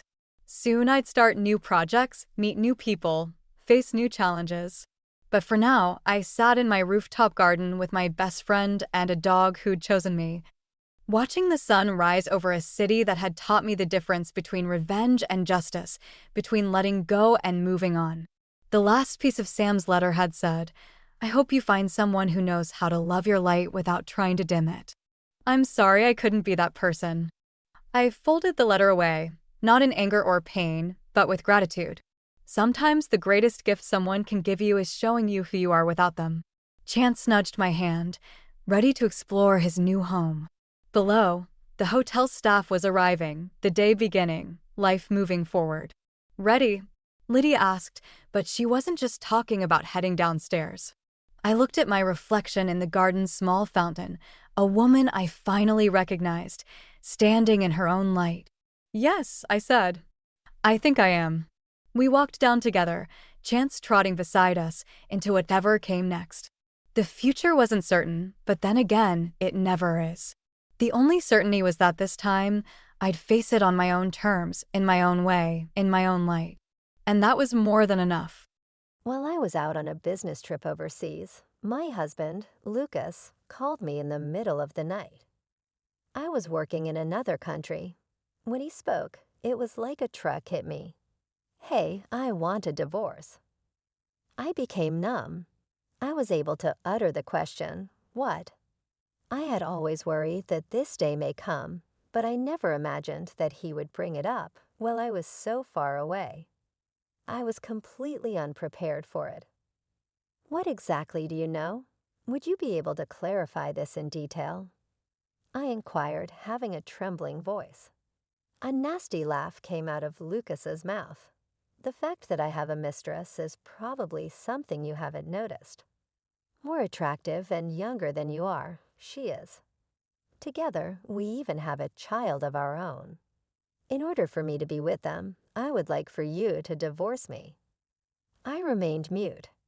He continued, seeming as if he was attempting to make his argument more clear. While pausing, he said, "I've already sold the house and the car," and it was obvious that he was waiting for me to respond. I inhaled deeply and then spoke to him in a concise and composed manner. "Okay." When I reached the other end of the telephone, there was complete and utter quiet. "Huh." Lucas mumbled, his expression rather bewildered. It is possible that he anticipated that I would start crying or beg him to stay, but I did not. For quite some time, I had been making preparations for the chance that this would occur. I was not shaken by his statements, as he most likely anticipated I would be. When I arrived back at my house a few days later, Lucas was already at the airport, waiting for me with a frantic expression on his face. But before we get to that, allow me to present you with some information about me. This is Jenna, my name. I have been a homemaker for the past 35 years. My family was typical of those belonging to the middle class. I began taking Italian classes while I was in elementary school, since I have always had a strong interest in studying the language. At the time I was in middle school, I also had a talent for English.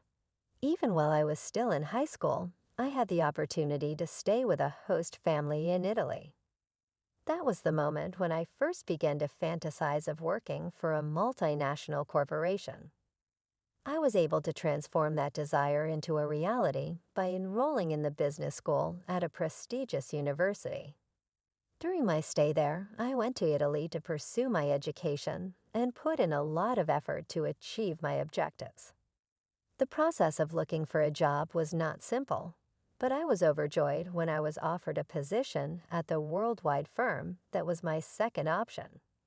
I was really proud of my family, and my sister even complimented me by saying, "Jenna, you are incredible.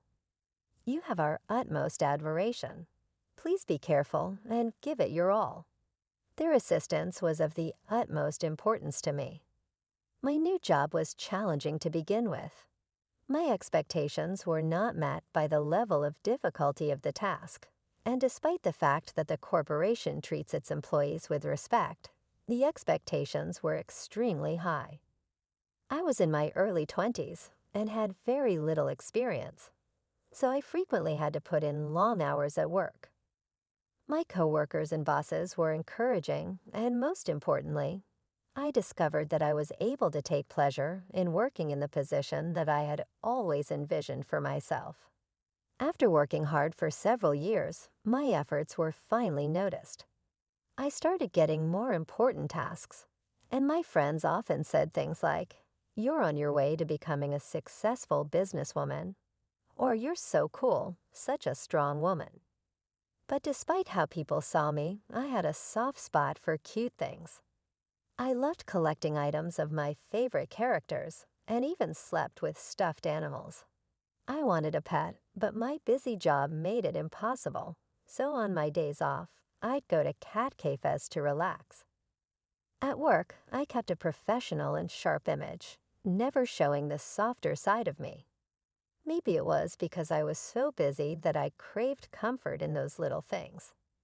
As I got older, many of my friends started getting married and having kids. At weddings, people would tell me, "You should get married soon too."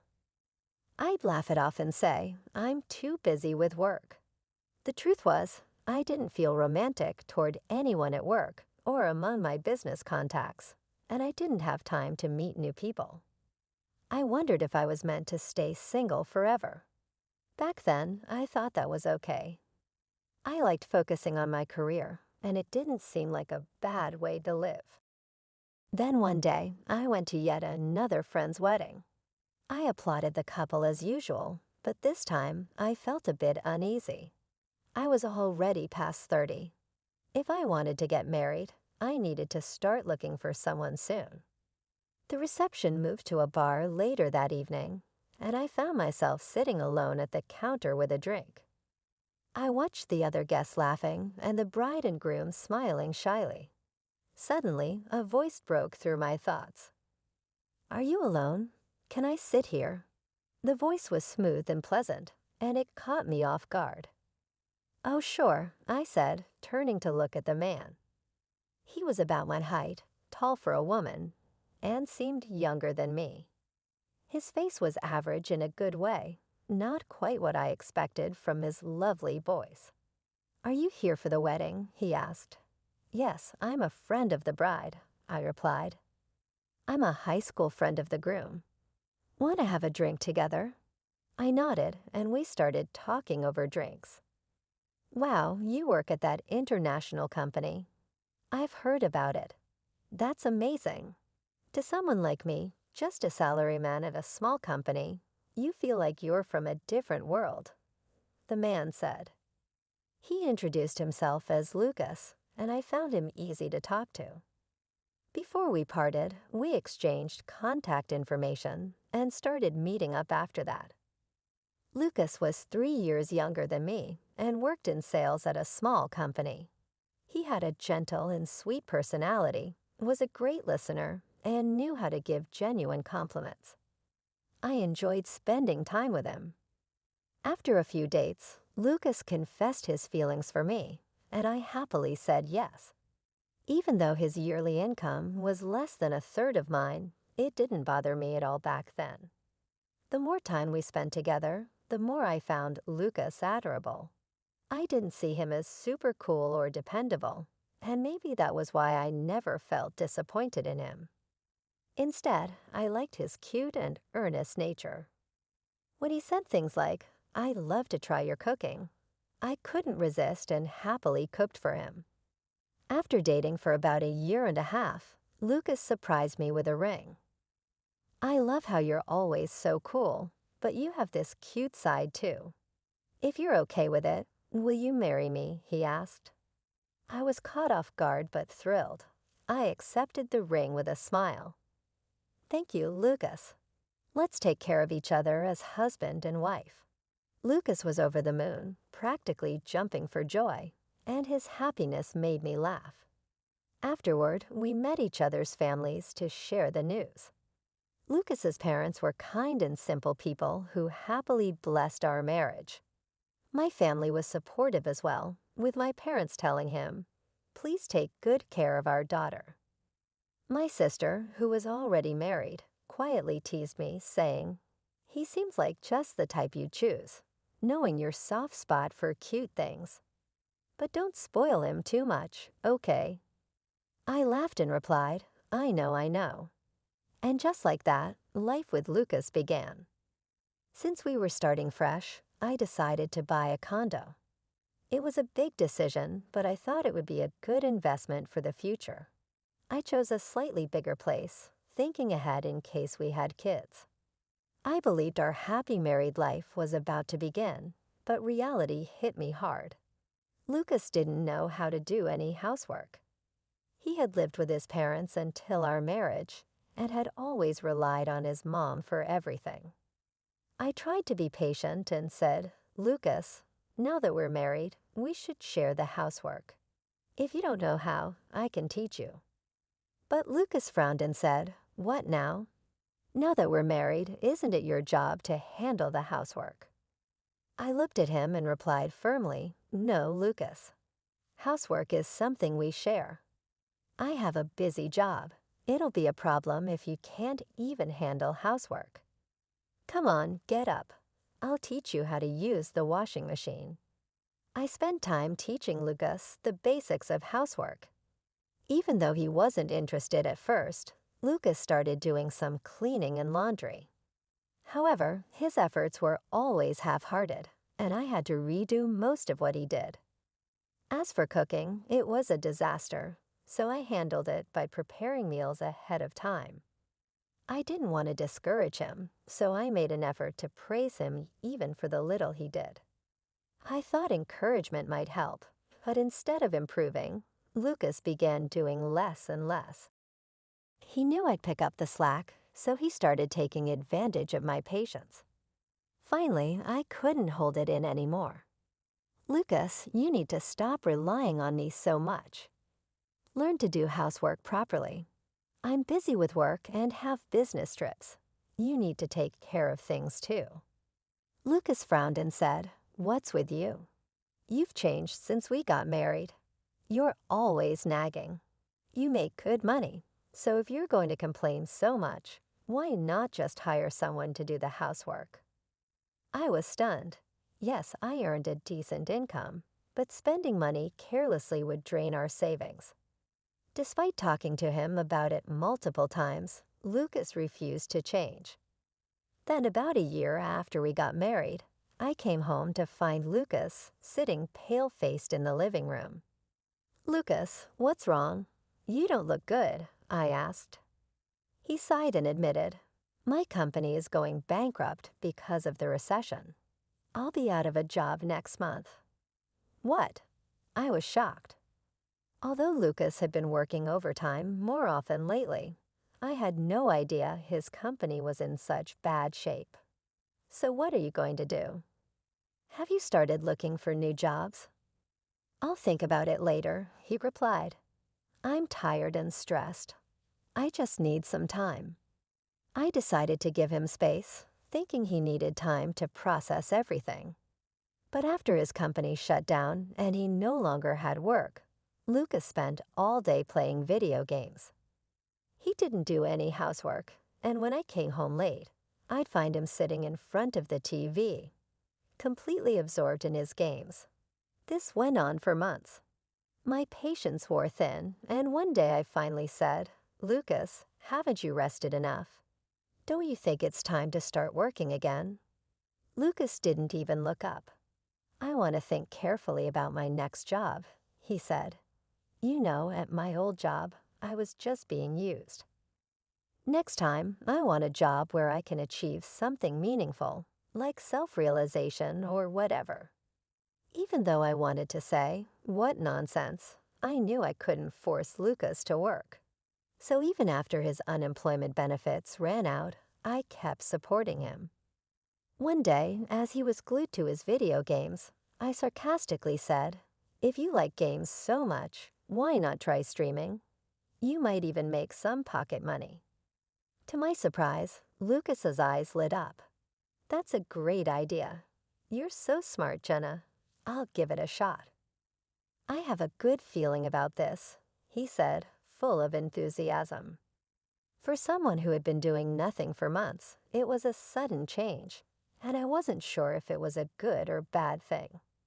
Then you'll need a PC and streaming equipment, he added casually, as if it were the most natural thing in the world. I blinked in shock. What? I don't have any savings, but I'm serious about this, he explained. So please buy it for me. Reluctantly, I bought everything he needed. Deep down, I thought this would fail, and he'd finally realize he needed to get a proper job. But a few months later, things took a surprising turn. Lucas became popular as a game streamer under the name Jay. To my shock, he even started ranking on charts. Fans online left positive comments like, "His voice is so nice," and "It's funny how bad he is at games." He managed to attract both men and women to his streams. He partially hid his face on camera and, of course, never mentioned that he was married. See, I told you I could succeed when I tried. The world finally recognizes my talent, Lucas declared, full of himself. Despite his success, he didn't show a shred of gratitude for all the support I had given him, or for buying the equipment that started it all. Still, I approached him calmly. "Lucas, I'm happy you're doing well, but don't you think you should contribute some of your earnings to our household expenses? It's been a while since your unemployment benefits ended, and I've been covering everything." Lucas looked at me as if I had said something absurd. "Why should I? You make enough to handle the living expenses. Let's just keep our finances separate." I was stunned. True to his words, Lucas kept all his streaming income to himself. By now, the kind and considerate man. The man I had dated was long gone. He had become completely selfish and dependent on me. Around that time, I bought a car on loan, a luxury car I had always dreamed of owning. I only drove it on weekends, but I cherished it like a treasure. One day, Lucas casually said, "Hey, let me drive your car." I raised an eyebrow. "You work from home. You don't need a car for streaming. Why would you need to drive it?" "We're married, so it's fine." "Come on, let me," he insisted. Eventually, I gave in and handed him the keys, though it didn't sit right with me. After that, Lucas started going out whenever he wanted during weekdays while I was at work. His popularity as a streamer kept growing, and he gained a huge following. He also began living a flashy lifestyle, dressing in expensive designer clothes. I felt sad seeing how much he had changed, but since we were still married, I continued our life together, hoping things might get better. As we entered the 5th year of our marriage, my career was thriving. I was given more responsibilities at work and often had to travel overseas for business trips. Sometimes I'd be away for a few days, other times for up to 4 weeks. Each time I came home, the house was a complete mess, like a garbage dump. Lucas spent all his time locked in his room streaming. He still depended on me for everything and never helped out around the house. We barely talked anymore, and I found myself wondering, why am I still married to him? That's when I started collecting evidence for a divorce and making plans to move on. One day, I told Lucas, "I'll be going overseas again tomorrow for a 3-week business trip. Take care." He didn't even look up from his phone. I left for my trip and threw myself into my work. On the 11th night of my trip, I got a call from Lucas. "Hello, Lucas. Do you know what time it is here?" "It's midnight," I said, half asleep. Then he dropped a bomb. "Hey, Jenna, I want a divorce." I froze. "What?" I managed to say. I had suspected this might happen one day, but I never thought he'd bring it up while I was halfway across the world. "What do you mean? Can you explain properly?" I asked, trying to stay calm. Lucas chuckled. "You probably haven't noticed, but I have a mistress. She's younger and prettier than you. We even have a child together." I didn't say anything, so he kept going. I want you to divorce me so I can live with my mistress and our child. Oh, and I've already sold the house and car." He sounded so confident, like he expected me to crumble. But I didn't. I simply said, "Okay." "What?" Lucas stammered. He must have thought I'd cry or beg him to stay. He had no idea I had been mentally preparing for this moment for a long time. "You want a divorce, right?" "Fine," I said calmly. "There's a completed divorce paper in the living room drawer. You can sign it and submit it yourself." Lucas was taken aback. "You had divorce papers ready." "Well, thanks for making it easy. Goodbye, then. Enjoy being the woman your husband left behind," he said smugly. I held back a laugh. Sure. Well, I'm going back to sleep. Goodbye, Lucas." Then I hung up and immediately blocked his number. I called my sister and asked her for a favor, then went to bed and slept peacefully until morning.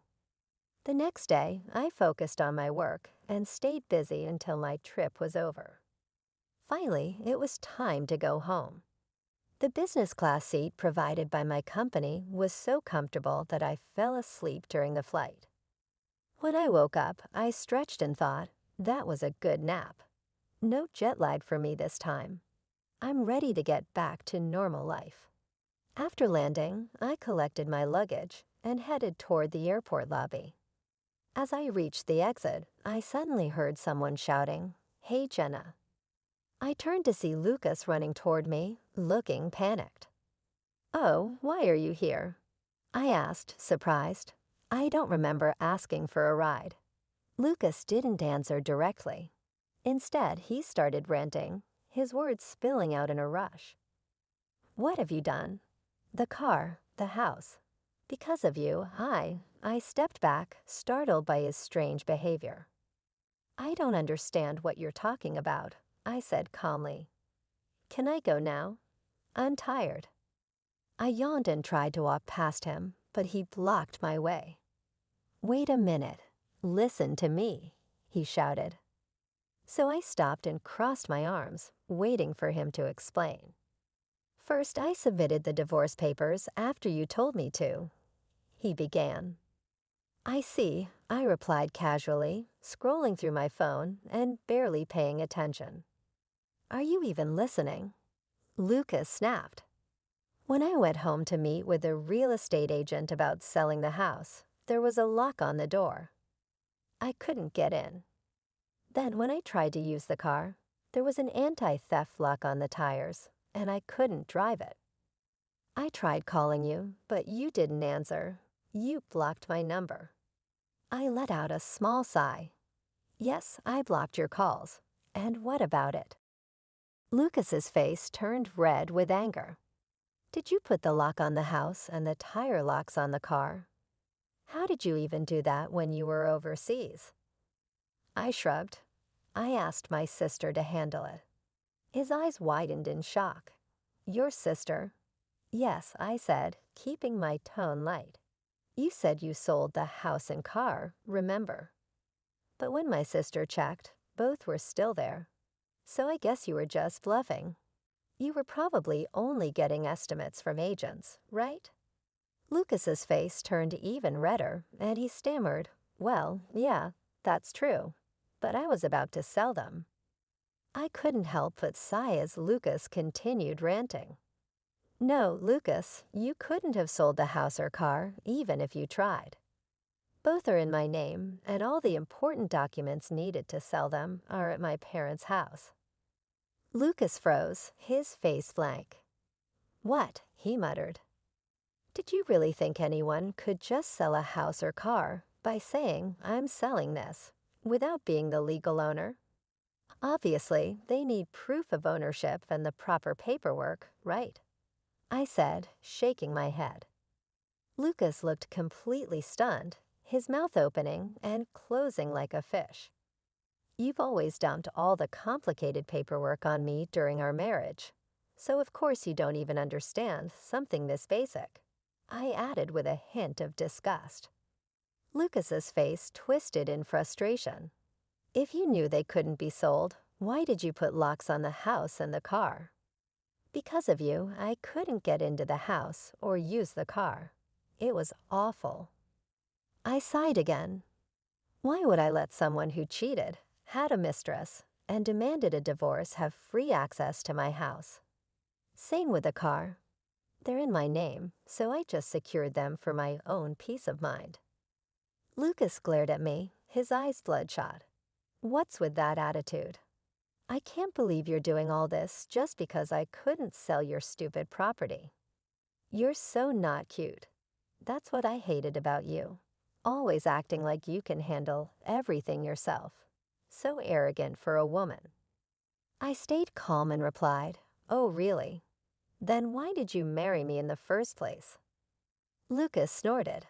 "Obviously for your money. The fact that you worked at an international company and made good money, that was the only reason you were worth marrying." His words dripped with malice, but they didn't affect me. I just looked at him thoughtfully. Come to think of it, there wasn't much benefit in me marrying you either. Lucas's face turned red with anger. Don't act all high and mighty. I'm the one leaving you. My mistress is way better than you, hundreds of times cuter, and she even gave me a child. Doesn't that make you feel inferior? She's a better woman than you'll ever be. I couldn't help but smile faintly. Better than me, huh? What's so funny? Lucas snapped. Still smiling, I reached into my bag and pulled out a photo. Is this your mistress? I asked, showing him a picture of a young, attractive woman in her early 20s. Lucas's eyes darted nervously as he recognized her. You knew about Miriam," he stammered. I gave him a sweet smile. "Of course, you're not the only one who wanted a divorce. I've been gathering evidence for a while now. You're so careless, Lucas. Didn't you realize the dash cam records the interior too?" I said, watching his face go pale. But I didn't stop there. Once I saw when you were meeting her from the dash cam footage, it was easy. I hired a private investigator to gather more evidence. It didn't take long to identify your mistress. Lucas's face froze, and I added, I was a little surprised to find out she was already pregnant, though. He stood there, stunned, before finally blurting out, "Don't do anything to her. She's been through a lot after giving birth, and she's young. She doesn't have money, and she didn't even know I was married." I raised an eyebrow, pretending to look concerned. "Wow, you're really defending her. You must love Miriam a lot." "Of course I do," he said firmly. "She's pure, sweet, and my soulmate. I'll protect her and our child no matter what." As Lucas puffed up with self-righteousness, I quietly took out my phone and played a video. It was dash cam footage from my car showing Lucas driving with a heavily pregnant Miriam sitting in the passenger seat. "Thanks for taking me on a drive today," Miriam said in a sugary voice. The food was delicious, too. Lucas's face in the video lit up with pride. "You're so good at saying thank you." "What a good girl," he said smugly. "I want to marry you soon," Miriam pouted, crossing her arms. "Really, then hurry up and divorce that old hag already. I want you to be my husband before the baby comes, okay?" Lucas's voice in the video reassured her. "Just wait a little longer. I'll handle everything while she's on her overseas business trip. Then we'll be together, me, you, and the baby. We'll live comfortably with the money from selling the house and car." I paused the video and looked at Lucas. "So Miriam didn't know you were married, huh? She seems pretty aware to me." Lucas was pale and sweating. Before he could say anything, I dropped another bombshell. "And about her being pure, you might want to take a closer look." "What are you trying to say?" he shouted. I took out a stack of photos and scattered them on the floor. Lucas's face grew paler with each picture he looked at. "What? What is this? Who are these men? The photos showed Miriam with different men, holding hands, entering hotels, and even getting prenatal checkups with a man who wasn't Lucas. That's who Miriam really is, I said calmly. She targets popular streamers for relationships. Let me guess, you started out as a streamer, and she was just another fan, right? Lucas was frozen, unable to speak. He fell to his knees, clutching one of Miriam's photos, his face blank with shock. Looking at him pitifully, I said in a soft, almost sympathetic voice, "You really are something else, Lucas, planning to raise a child who might not even be yours." I said flatly, "Can I leave now?" We're basically strangers at this point. There's nothing left to discuss, is there? Suddenly, Lucas snapped out of his stupor and started yelling. If you hadn't shown me all this, I could have stayed happy. How cruel can you be? Because of you, I can't trust anything anymore. I couldn't help but sigh, feeling nothing but annoyance. That's not my problem, Lucas. Do you even hear yourself? Whatever. Do what you want. He sneered and said, "Fine. Even if I divorce you and leave Miriam, I'll still be fine. I've got over 3 million followers as a streamer, and I'm earning way more than you now. Too bad for you, you're losing a famous streamer as a husband. Serves you right." At that, I smiled sweetly and said, "Why don't you check your phone?" Lucas froze for a second before pulling out his phone with a smug look. As he unlocked it, his face turned pale. "What's this? Over 1,000 notifications. What's going on?" He frantically scrolled through his screen, his expression growing more horrified by the second. Finally, he looked up at me, trembling. "Jenna, you did." With the biggest smile of the day, I said, "Oh, I did. I exposed everything online, how you were married, had a mistress and a love child, and how horribly you treated me." Lucas let out a scream that echoed through the airport lobby, causing people around us to stare.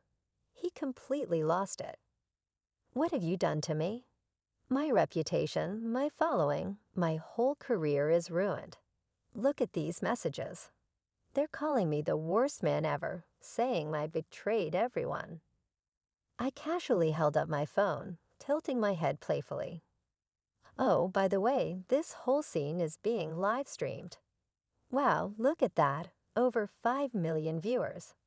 They're loving it." Lucas's face twisted in panic, and he lunged for my phone. "Give me that." But it was far too late. His ugly words and breakdown were already out there for everyone to see. As he collapsed onto the floor of the airport, rolling around in a fit of rage and despair, I calmly walked past him and headed toward the taxi stand, feeling lighter than I had in years. Lucas faced intense backlash online. His entire career crumbled. His success had been built on the image of a sweet, clumsy single man with a charming voice, a persona that attracted countless female fans. But now that image was completely shattered. The fact that Lucas was secretly married shocked his female fans, who felt betrayed. But the scandal didn't stop there. News of his mistress and love child caused even his male fans to turn on him, calling him unfaithful. The story spiraled, packed with juicy details. Hiding his marriage, cheating on his wife, and then finding out the child might not even be his.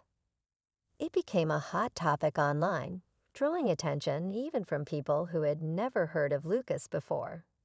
He was the talk of the internet for all the wrong reasons. Although Lucas posted a carefully worded apology on social media, the backlash didn't let up. His subscriber count plummeted, and eventually he had no choice but to stop streaming altogether. Sometime later, as I was leaving my office building after work, I saw Lucas waiting for me. His face was streaked with tears as he begged, "Jenna, I can't dream anymore. I can't even go outside without people staring or mocking me. Please help me. You're the only one I've ever truly loved. Let's get back together and be husband and wife again." I looked at him coldly and said, "If you keep stalking me, I'll call the police." I had my final encounter with Lucas at that point. After some time had passed, I learned through a word of mouth that the child that Miriam had was not actually Lucas's child. It produced even more turmoil, and the two of them ended their relationship as a result of the revelation of the truth. In no way did I absolve either of them of responsibility. I insisted that both parties pay me compensation. While Miriam was forced to borrow money from her parents in order to cover her portion of the payment, Lucas sacrificed the last of his funds in order to pay me. As for Miriam, she made an effort to convince the person who was the biological father of her child, who was also a streamer, to marry her, but he flatly refused her proposal. Having exhausted all other possibilities, she went back to live with her strict parents and is currently bringing up the child in their home. Even if everything is going on, I sincerely hope that the child will grow up to be healthy and happy. Lucas's predicament continued to deteriorate. After he had paid me, he was left in a state of abject despair. In order to compensate him for the damage he had caused to their reputation, the businesses with whom he had collaborated demanded damages. When he sought assistance from his family, his parents, who were responsible and moral, severed all ties with him because they were embarrassed by his behavior. Now, according to what I've been told, Lucas lives by himself in a dilapidated apartment, and he is a pale imitation of the person he used to be. Although I am aware of everything, I do not feel any sympathy for him. To speak for myself, I have resumed my life as a single person and am concentrating entirely on my profession. It was too much for me to bear to continue living in the condo that I shared with Lucas, so I decided to put it up for sale. I feel lighter than I ever have before since this is a new beginning. Due to the fact that property values had increased over the course of the previous few years, I was able to make a substantial profit when I sold the condominium. I was also successful in selling the automobile that Lucas and Miriam had been driving to a person I knew. Using that money, I was able to purchase a brand new automobile for myself. My sister, who had been such a tremendous help, told me, "Good job, Jenna." Once everything had calmed down and everything had resumed its normal routine. Simply put him in your mind as a dog that has bitten you. Forget about him and move on with your life. But the next time, don't choose a man just on the basis of his attractiveness, okay? She was absolutely correct. A valuable lesson was imparted upon me by the entirety of this encounter. I believe that I am finished with marriage. Having come to the realization that living for my profession is much more suitable for me.